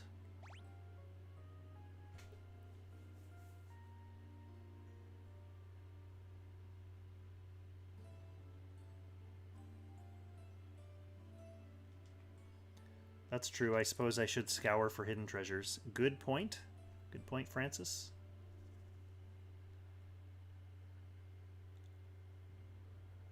I was trying to resist my more completionist urges and just kind of hustle on with the game, but if we're insisting on finding hidden treasures, then finding hidden treasures we shall find.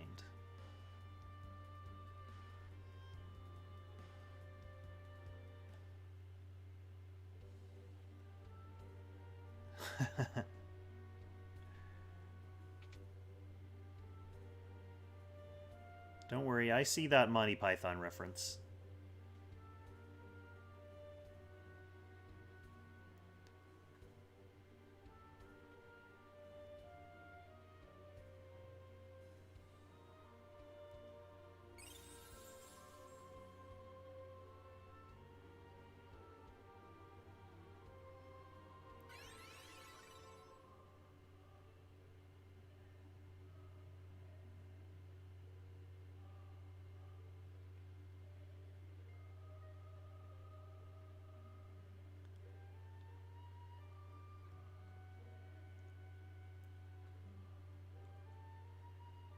Well, I have to admit, the crutch of hidden passages being visible is sorely missed.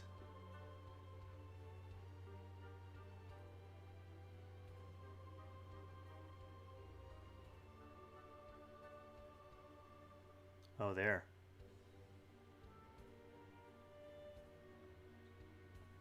There they are.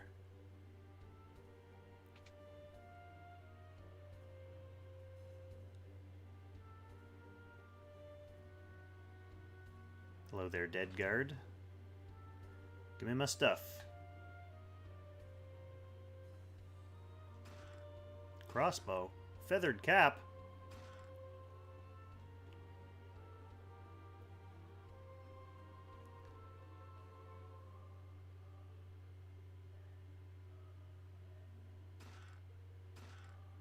Potion's fine. Holy arrow. Oh, an elixir for KAIN. KAIN's gonna love that.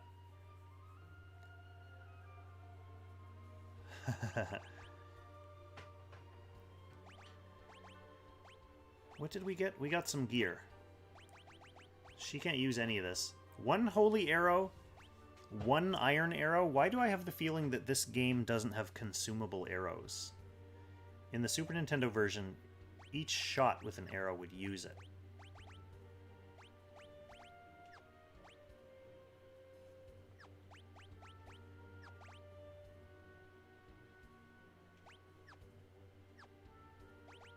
And they can't attack, so they can't use arrows anyway.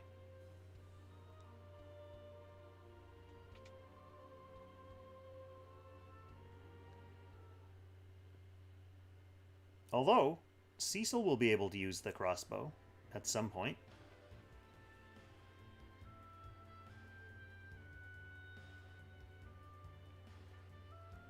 Alright, so we're healed up.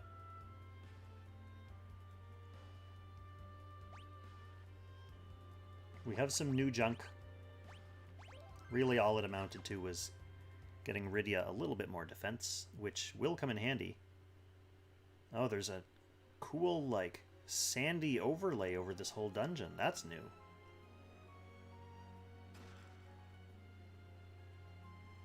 That's the kind of layering that the old Super Nintendo emulators had really struggled with. I remember sections of Chrono Trigger being unplayable on emulator because of their layering.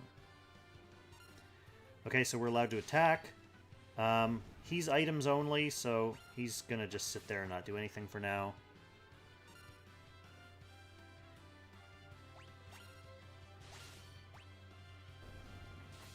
I considered it, Francis, although I gotta tell ya, the early summons, like, there's a goblin summon, a bomb summon, a cockatrice summon, they're not super useful. Like, they're not great, and I don't think doing a bunch of farming on stream is necessarily going to be very entertaining, so I'll probably pass them up for now. And if I want to do a real completionist run later, like to fill out my inventory or bestiary or achievements or whatever, I can always do that later on a different run through this game. But I think I'm only going to be playing this on stream so that you all can keep me honest to the challenge. Not that I would cheat. But I also don't want you to miss anything, any fun Kong blunders of essentially just Cecil repeatedly attacking while everyone else defends until the boss.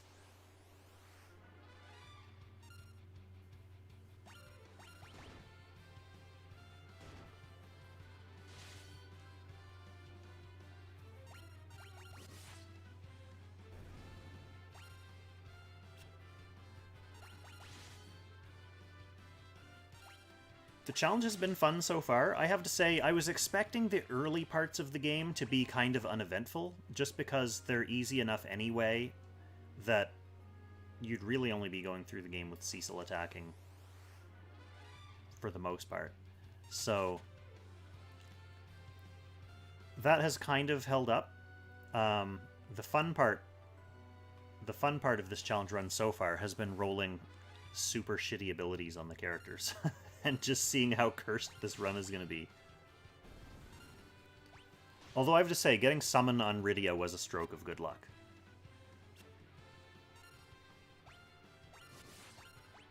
There's actually another secret reason, not so secret, but one reason why summon on RYDIA is going to be helpful is because if I do get screwed and ROSA doesn't get white magic, RYDIA does have a couple of summons that are able to heal. So I may need to rely on those. They can supplement KAIN's healing with items.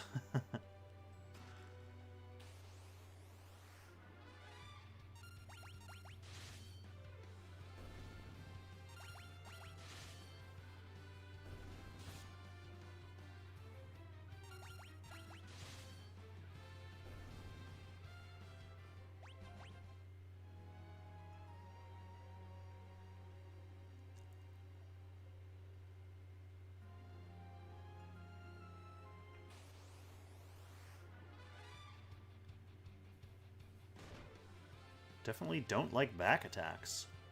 Edward is so weak. He has half the hit points of this 5-year-old child that's hanging out with us.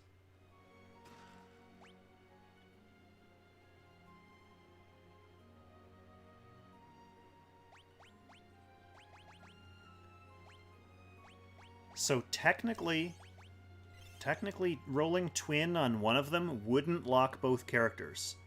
I would only be able to trigger twin with the character who rolled it as their RNG skill, but like say for example I roll black magic on Palom and twin on Porom. If I don't have Porum's twin cast hogging up all of Palom's turns, I'll be able to use black magic on him. I think that's in keeping with the spirit of the challenge. Like each character gets their own skill roll, and then it's up to me to decide like how and when to use it. Because if you just sit Palom there and not use a command with him and let Porom use twin, and that causes him to use twin, that's actually really Porum's cast of the skill that's doing it.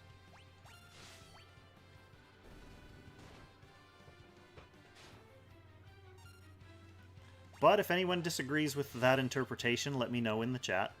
We'll cross that bridge when we come to it. I would be surprised if they both roll twin, but we'll see what happens.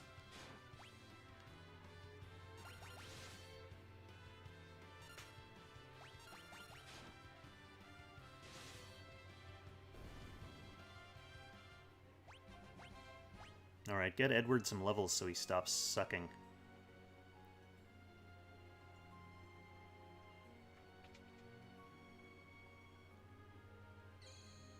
Thank you.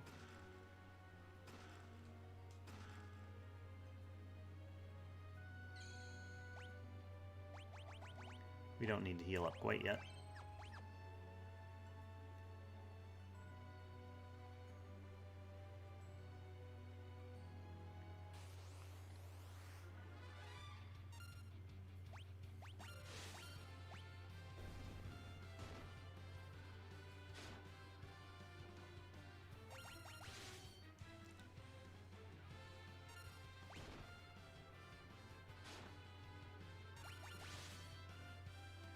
I love seeing those big adamantuses as an early game enemy.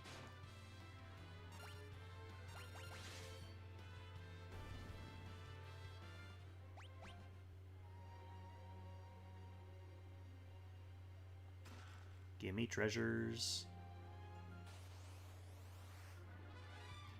Alright, some more imps. Some more imps.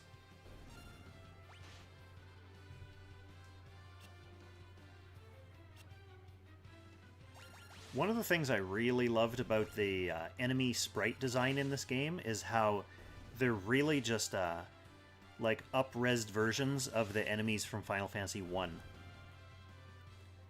Like most of the enemies are kind of in the same pose, they have the same kind of dynamic feel of the Final Fantasy 1 enemies. Is there a hidden passage over here? No, that's just a sneaky looking place.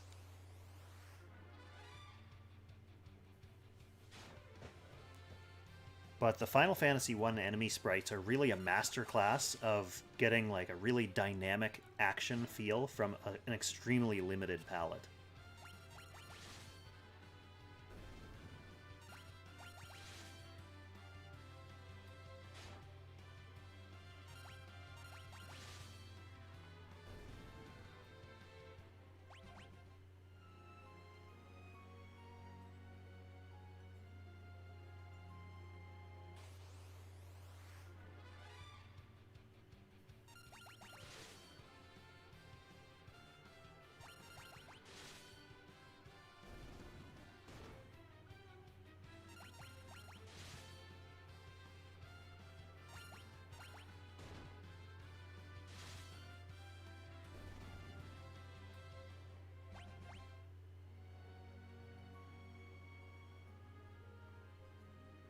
Another red herring passage.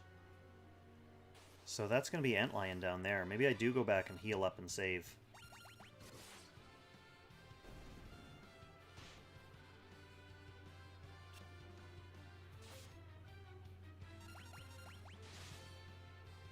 There are a lot of random fights, yes.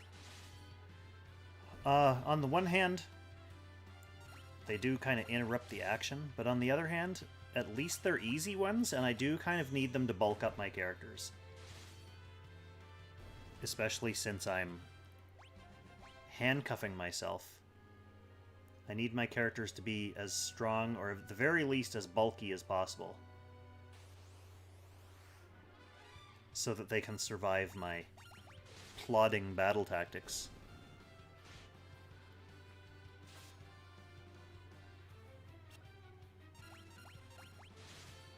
So we'll go pitch a tent, and then we'll just blitz straight for the boss.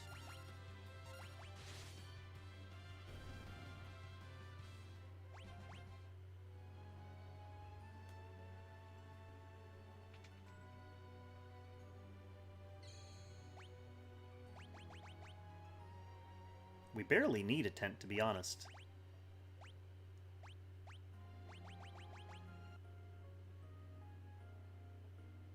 But it's good to start a boss fight off on the right foot.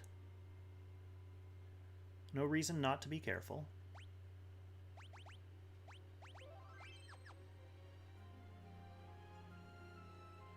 Alright, off we go.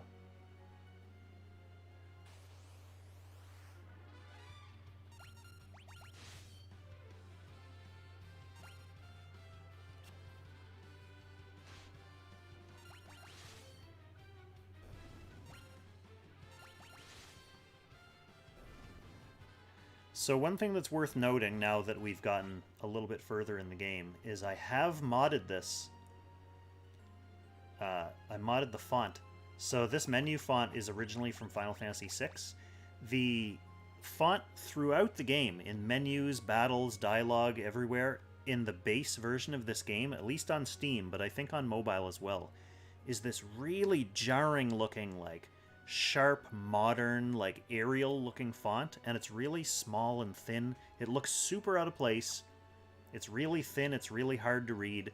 So the very first thing I did when I downloaded this game was get that fucking font out of my game.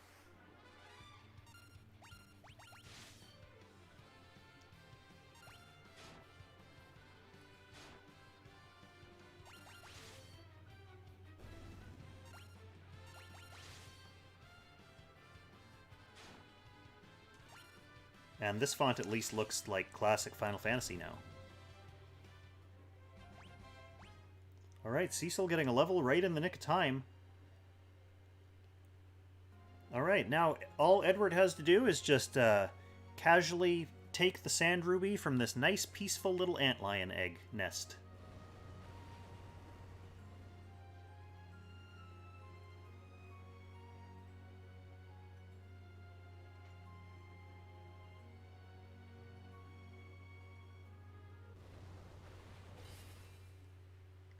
Yeah, the font's probably not as bad when you're playing on mobile, but on PC it would be pretty aggravating.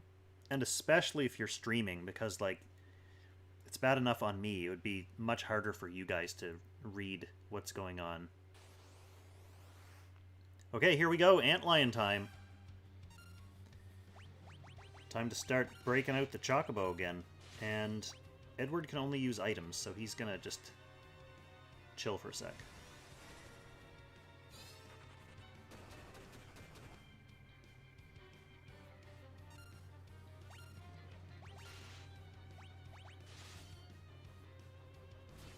So he's going to use that counter horn every time I hit him with a normal attack. But it's worth it, because Cecil does lots of damage. Not as much as a chocobo, though. Wow.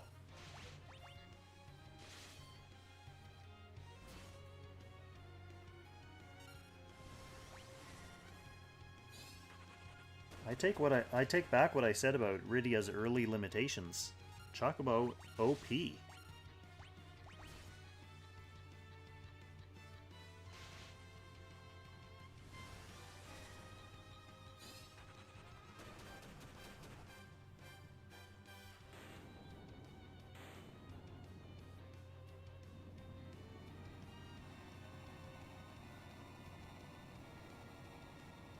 Oh, I totally believe it's Square Enix's fault. It's a classic Square Enix thing. They just seem very... I don't know if they don't care or if they're incompetent when it comes to porting their games. So that's the second person so far who's talked about all the monsters being an omen of some kind. Foreshadowing?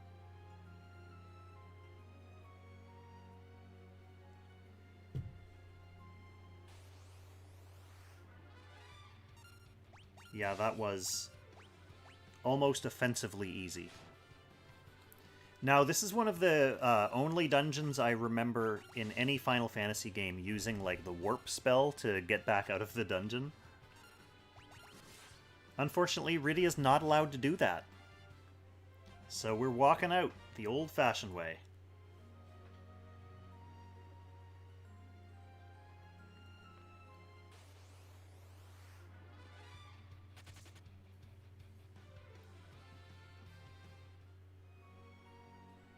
Nope, nope, nope.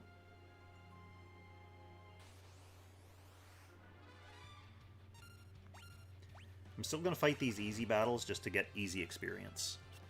I may need it eventually. Maybe the Mom Bomb fight will be more difficult.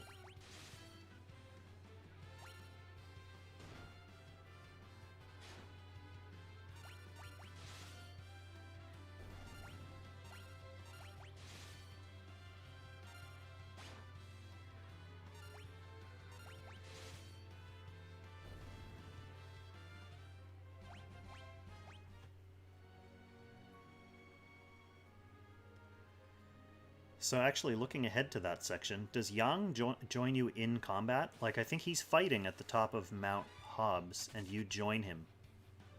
So I won't really have downtime to roll his skills. I might have to pause a battle.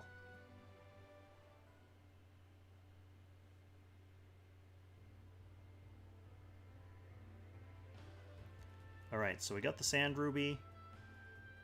We're heading back to Kaipo.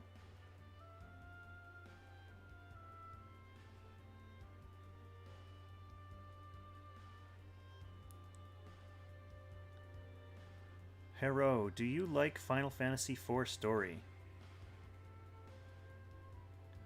I'm a big fan of Final Fantasy IV story. This is one of my favorite older Final Fantasy games from when I was a little kid. I've played through it many times. I think it's a fairly simplistic RPG story, but I do like it.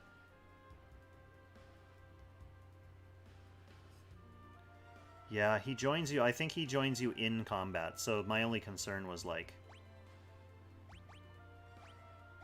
I want to make sure to randomize his skill before I end up using him by accident. Alright, Rosa. Oh, wait, is this going to be the section... Is this going to be the section where Edward just has to use items? I'm going to go to the item shop and see...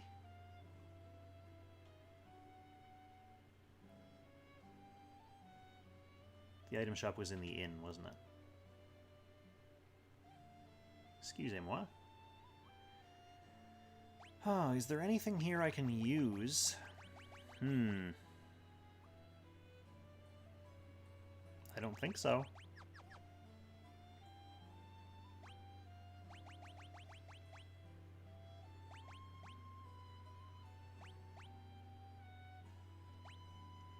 So what do I have?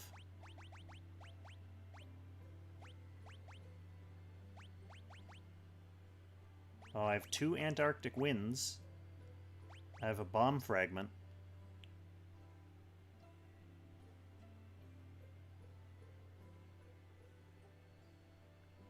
I can see that. It does feel like a DQ game. I find even Final Fantasy I feels kind of like a Dragon Quest game. You know what I'm going to have to do, I think?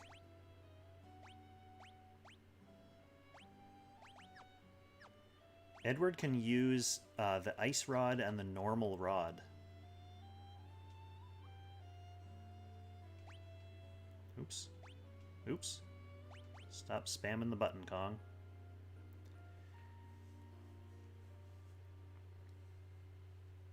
Yeah, I think I'm going to have to use the Ice Rod and the rod from the inventory to do attacks. might be my only hope. So let's just go save it before we get ourselves into any trouble.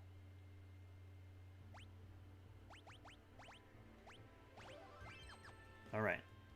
Back into the action. Let's give Rosa a snack first.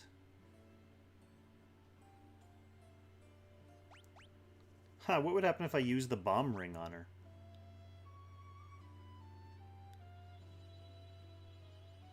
I like that it gives you the option.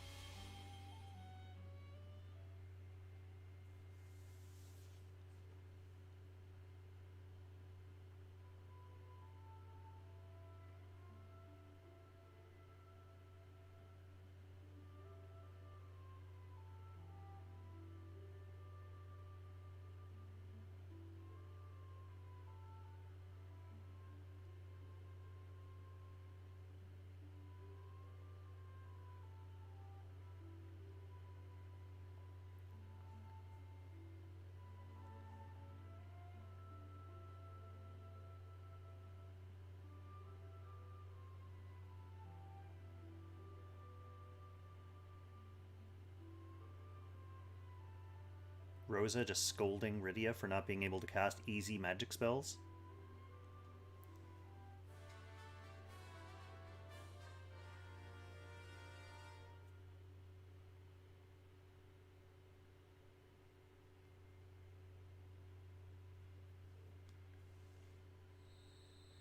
Alright, this might be the first real challenge of this one command challenge run, because we've got a solo battle coming up and Edward can't attack.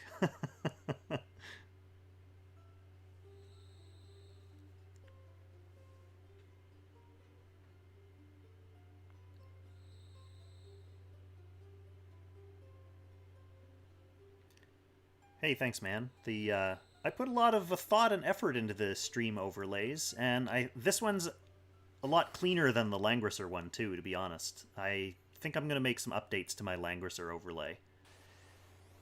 It's easier to make this one clean just because... Uh-oh, uh-oh. I can't use it unless it's equipped.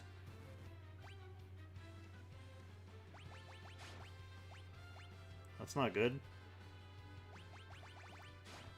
And he can't equip it.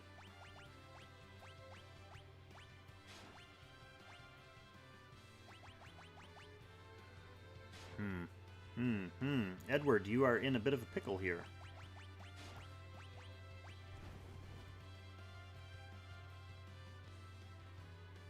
Don't tell me that's all it takes. This battle's supposed to be harder than that.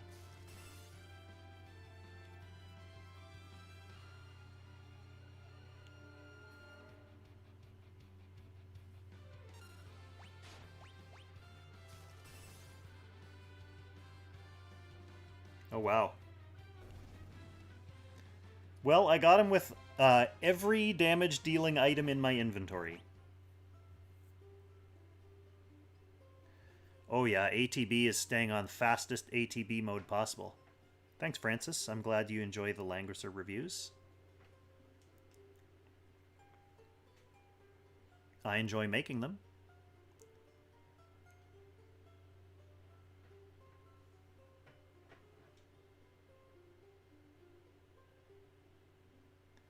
And I've definitely been getting a lot of mileage out of streaming Apex Arena lately. Okay, here we go. We've got Rosa. Moment of Truth. Attack, pray, aim, white magic, and items. We are ourselves praying. We are praying. We want white magic.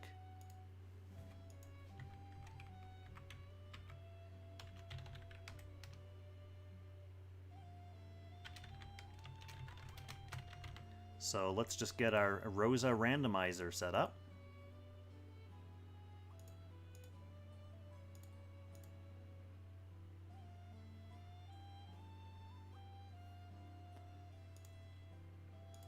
Alright, there it is. Moment of Truth. White magic, far and away the best choice for Rosa. Far and away. So here we go. Oh no! Well, at least pray is something. Alright, let's get this overlay set up with some ROSA action.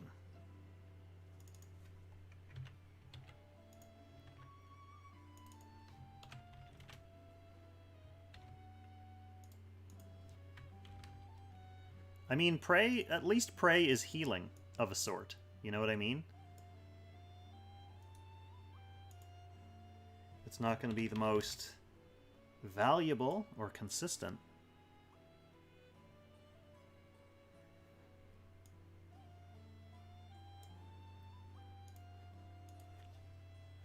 Oops.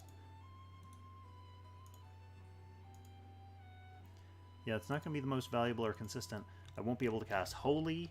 I won't be able to cast any revive spells. But that's what our item users are going to be for. And ideally, maybe the game is easy enough that I won't end up needing that stuff. But we will find out. We are on a journey of learning, a learning journey. Hang on, Rosa, you look weird. I need to make sure you're centered.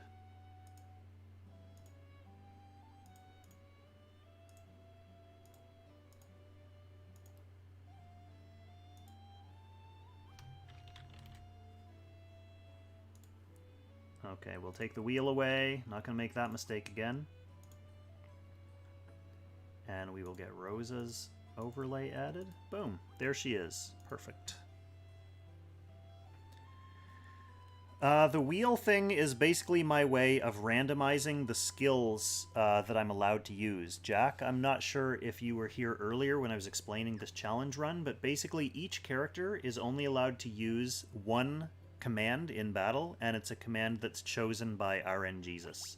So the wheel is the physical, online, digital manifestation of RNG-decided.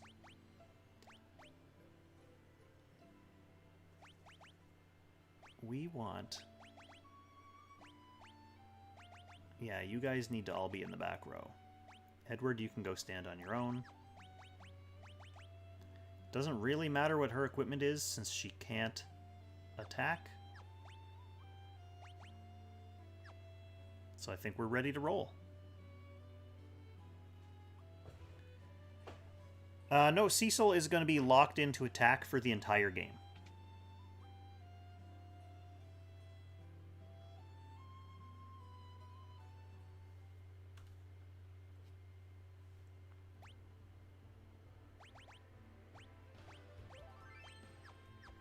Okay, and we are off to Mount Hobbs now. Exciting.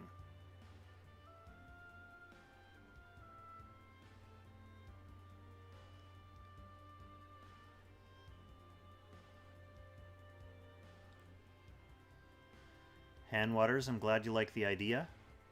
So far it hasn't been too problematic. I was slightly worried that Edward was not going to have enough item power to defeat his nightmare, but we got through it. There's definitely still some challenges to come, though.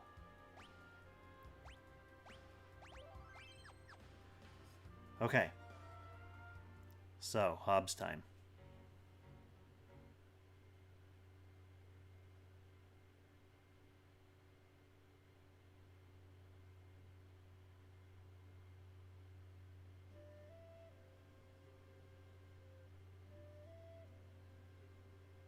Time for one of the great epic scenes of this game.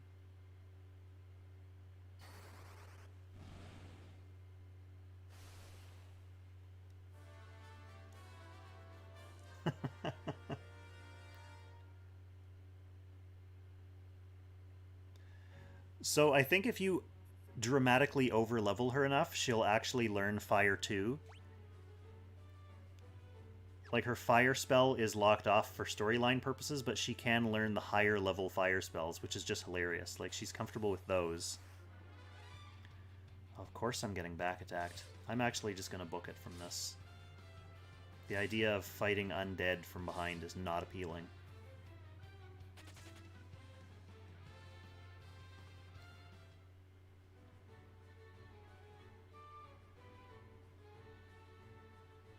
Okay, the Mount Hobbs music is pretty sweet.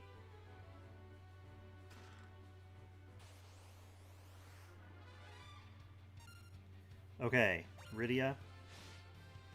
We're going to defend with him. We're going to pray and attack.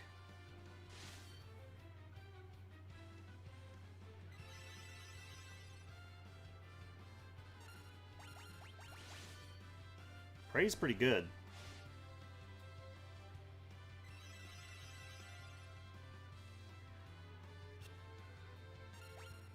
Pray's actually kind of OP for this part of the game. I think the second level would be called Fyra, if it follows the other Final Fantasy conventions. I'm used to calling it Fire 2, because I've played the Super Nintendo version of this game so much.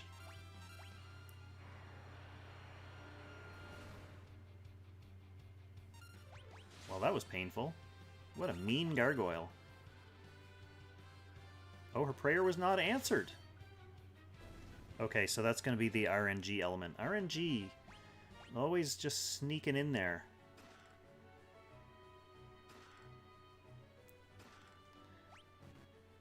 I actually am going to use a potion on Rosa, just because if she dies, it becomes a lot more of a pain.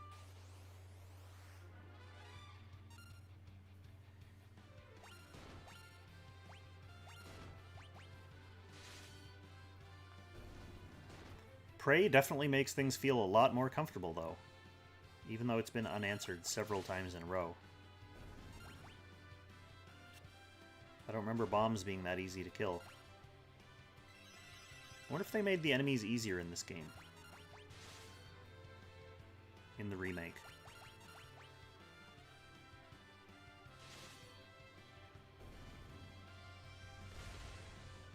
Ho ho ho!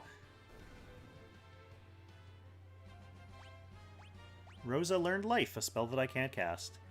So you started with the DS Final Fantasy IV. How are you enjoying the old school retro pixel version then?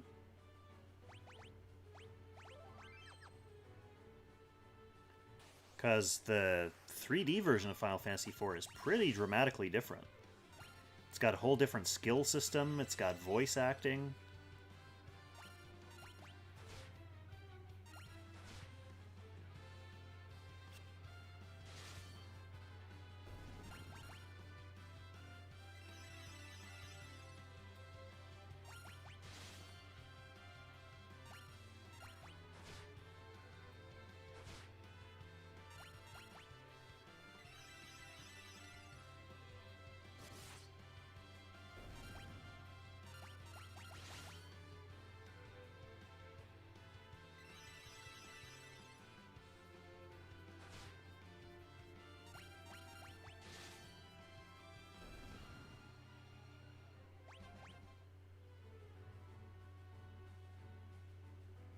Also, I'd be interested in hearing who your favorite character is, because the characterizations in the 3D version are a little bit more lush.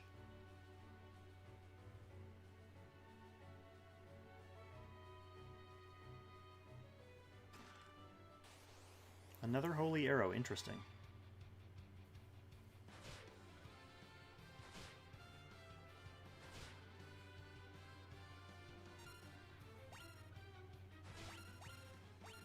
Oh yeah, I want to row with him.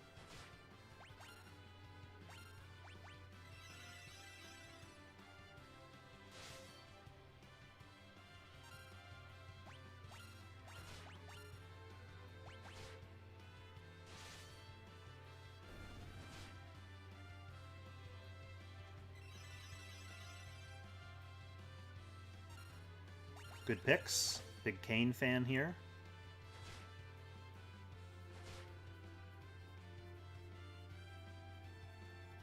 I like KAIN and I like RYDIA. They're probably my two favorite characters.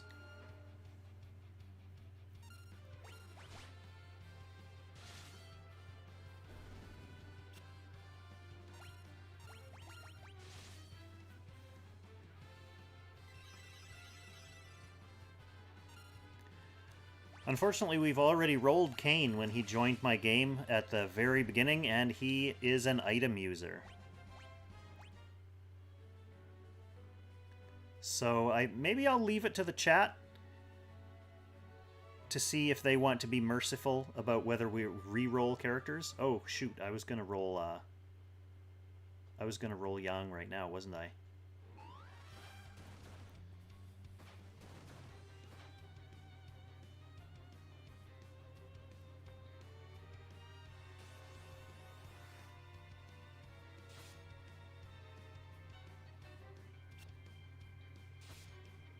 His sprite looks pretty good. Love that he's got the giant stash.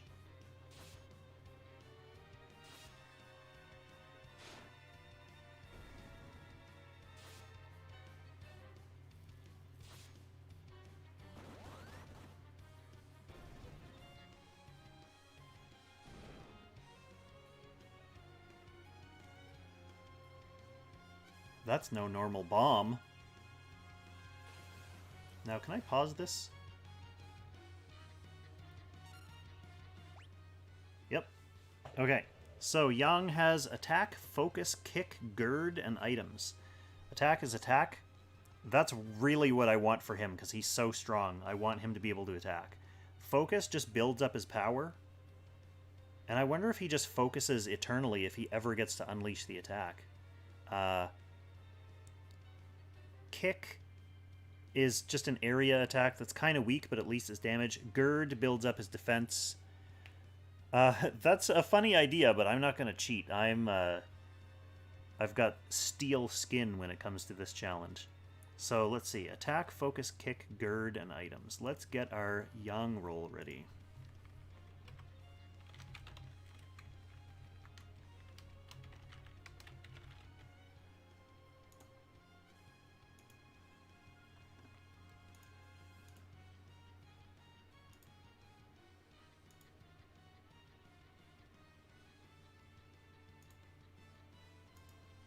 Alright, there he is. This is an important moment because Yang is one of the big DPS units of this game, and he's in your party for quite a long time. He manages to cover a lot of ground. So, we are praying for attack. Distant second place is probably going to be kick. So, ready? Here we go.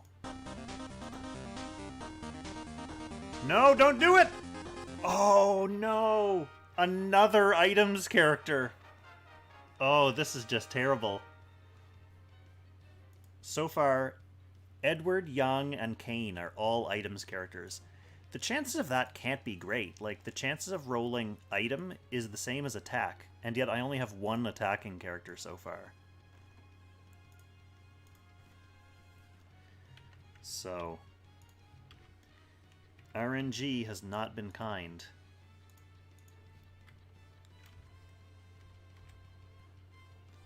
Alright, let's squeeze you onto the overlay here somewhere.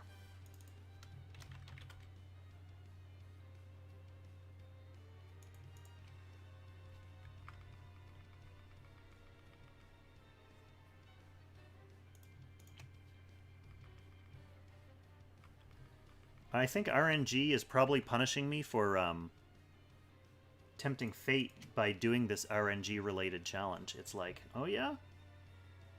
You like RNG, huh? Well, I've got news for you.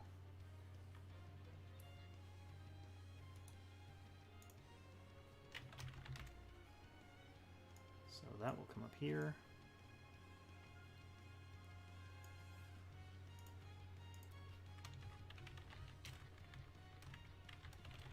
We'll see how much RNG actually hates me when we get Sid.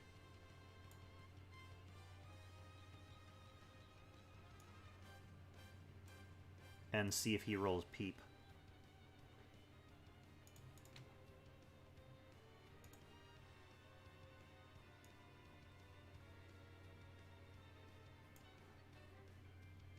Because that would be pretty hilarious.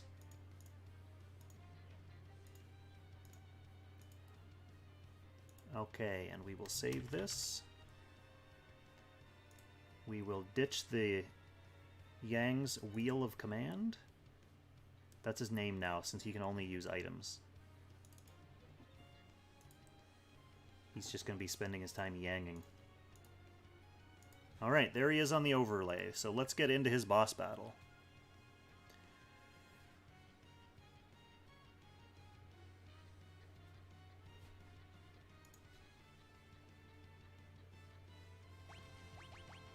So he's not going to be using any items yet. Cecil can attack. He's not using any items yet. She's going to go ahead and pray, and I might as well go ahead and break out the Chocobo.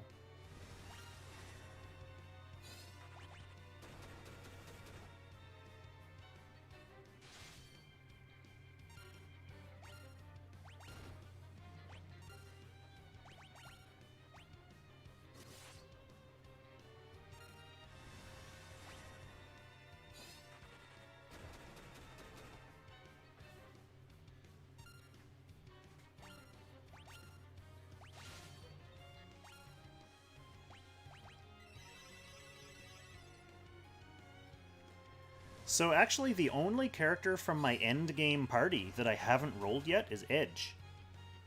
So we already have a preview of what my endgame is going to look like. We have Rosa praying, Cecil attacking, RYDIA at least can summon, thankfully.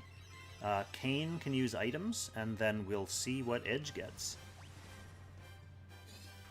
Edge has some decent options, to be honest. Like, attacking and throwing are both good for him.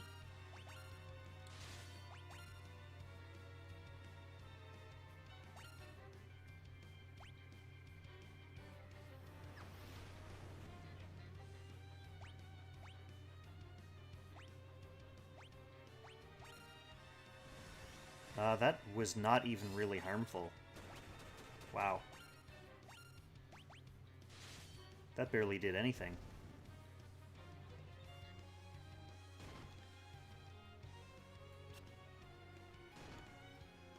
Yeah, Fusoya is not really in the endgame party, but it's a good point. Like, he does join you when you can do some optional stuff. So if he gets a better roll, or any kind of half-decent roll, because he replaces KAIN, right? I can go and do some stuff. Actually, you know, that's another interesting point. If Fusoya doesn't roll white magic, then I won't be able to get Bahamut.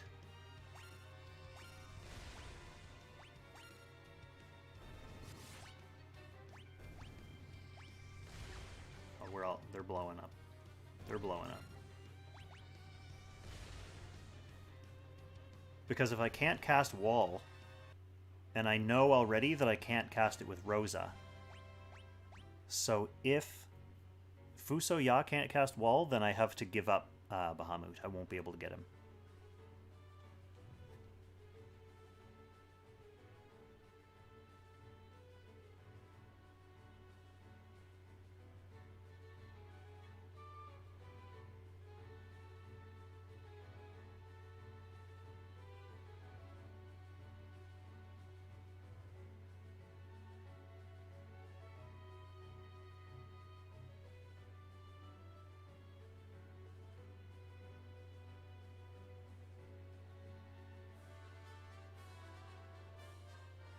All right. Full party for the first time. And that's probably going to be a good time to wind the first episode of this challenge stream down. Just in case I get ambushed on the road off the mountain. I'll probably get to Fabul, and then I'll save it and stop for now. But I think this has been a fairly successful run at this challenge so far. Nothing has really posed any problems. And some of the more useless characters, like Edward, for example, won't necessarily be a burden to me for very long.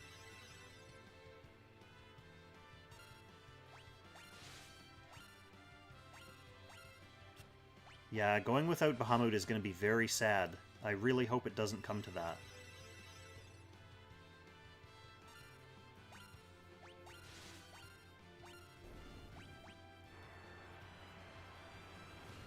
I'll have other powerful summons at my disposal, though.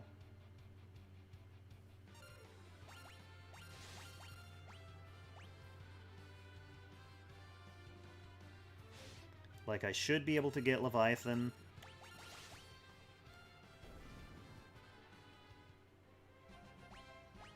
But even just the other basic summons will be reliable DPS, let's say.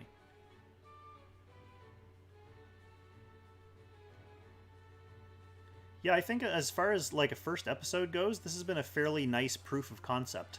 Like the early game, I wasn't expecting to be difficult anyway.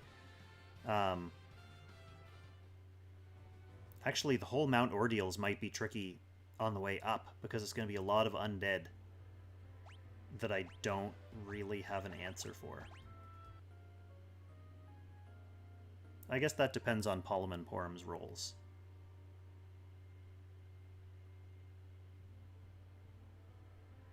So we will head off to Fabul.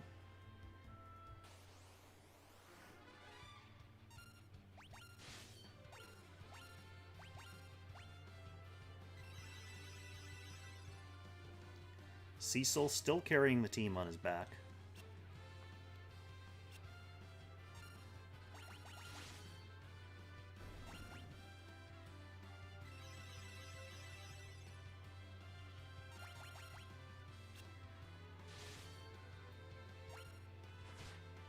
I have to say, other than the challenge, which, again, because we're still early in the game, hasn't been too challenging yet, it's just nice to sit down and play this game again. I love this game, and I missed it.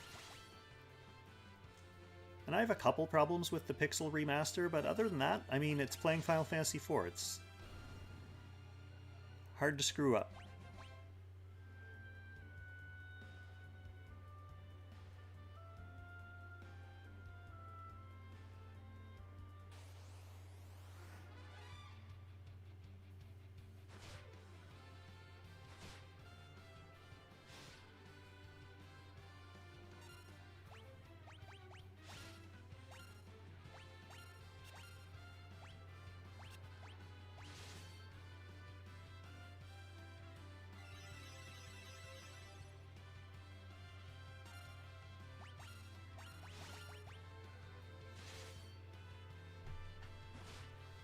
Cry is incredibly strong, eh?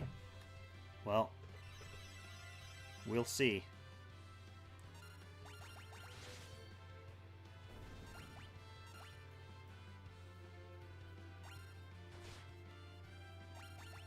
Yeah, I don't think I'm too worried about Mount Ordeals.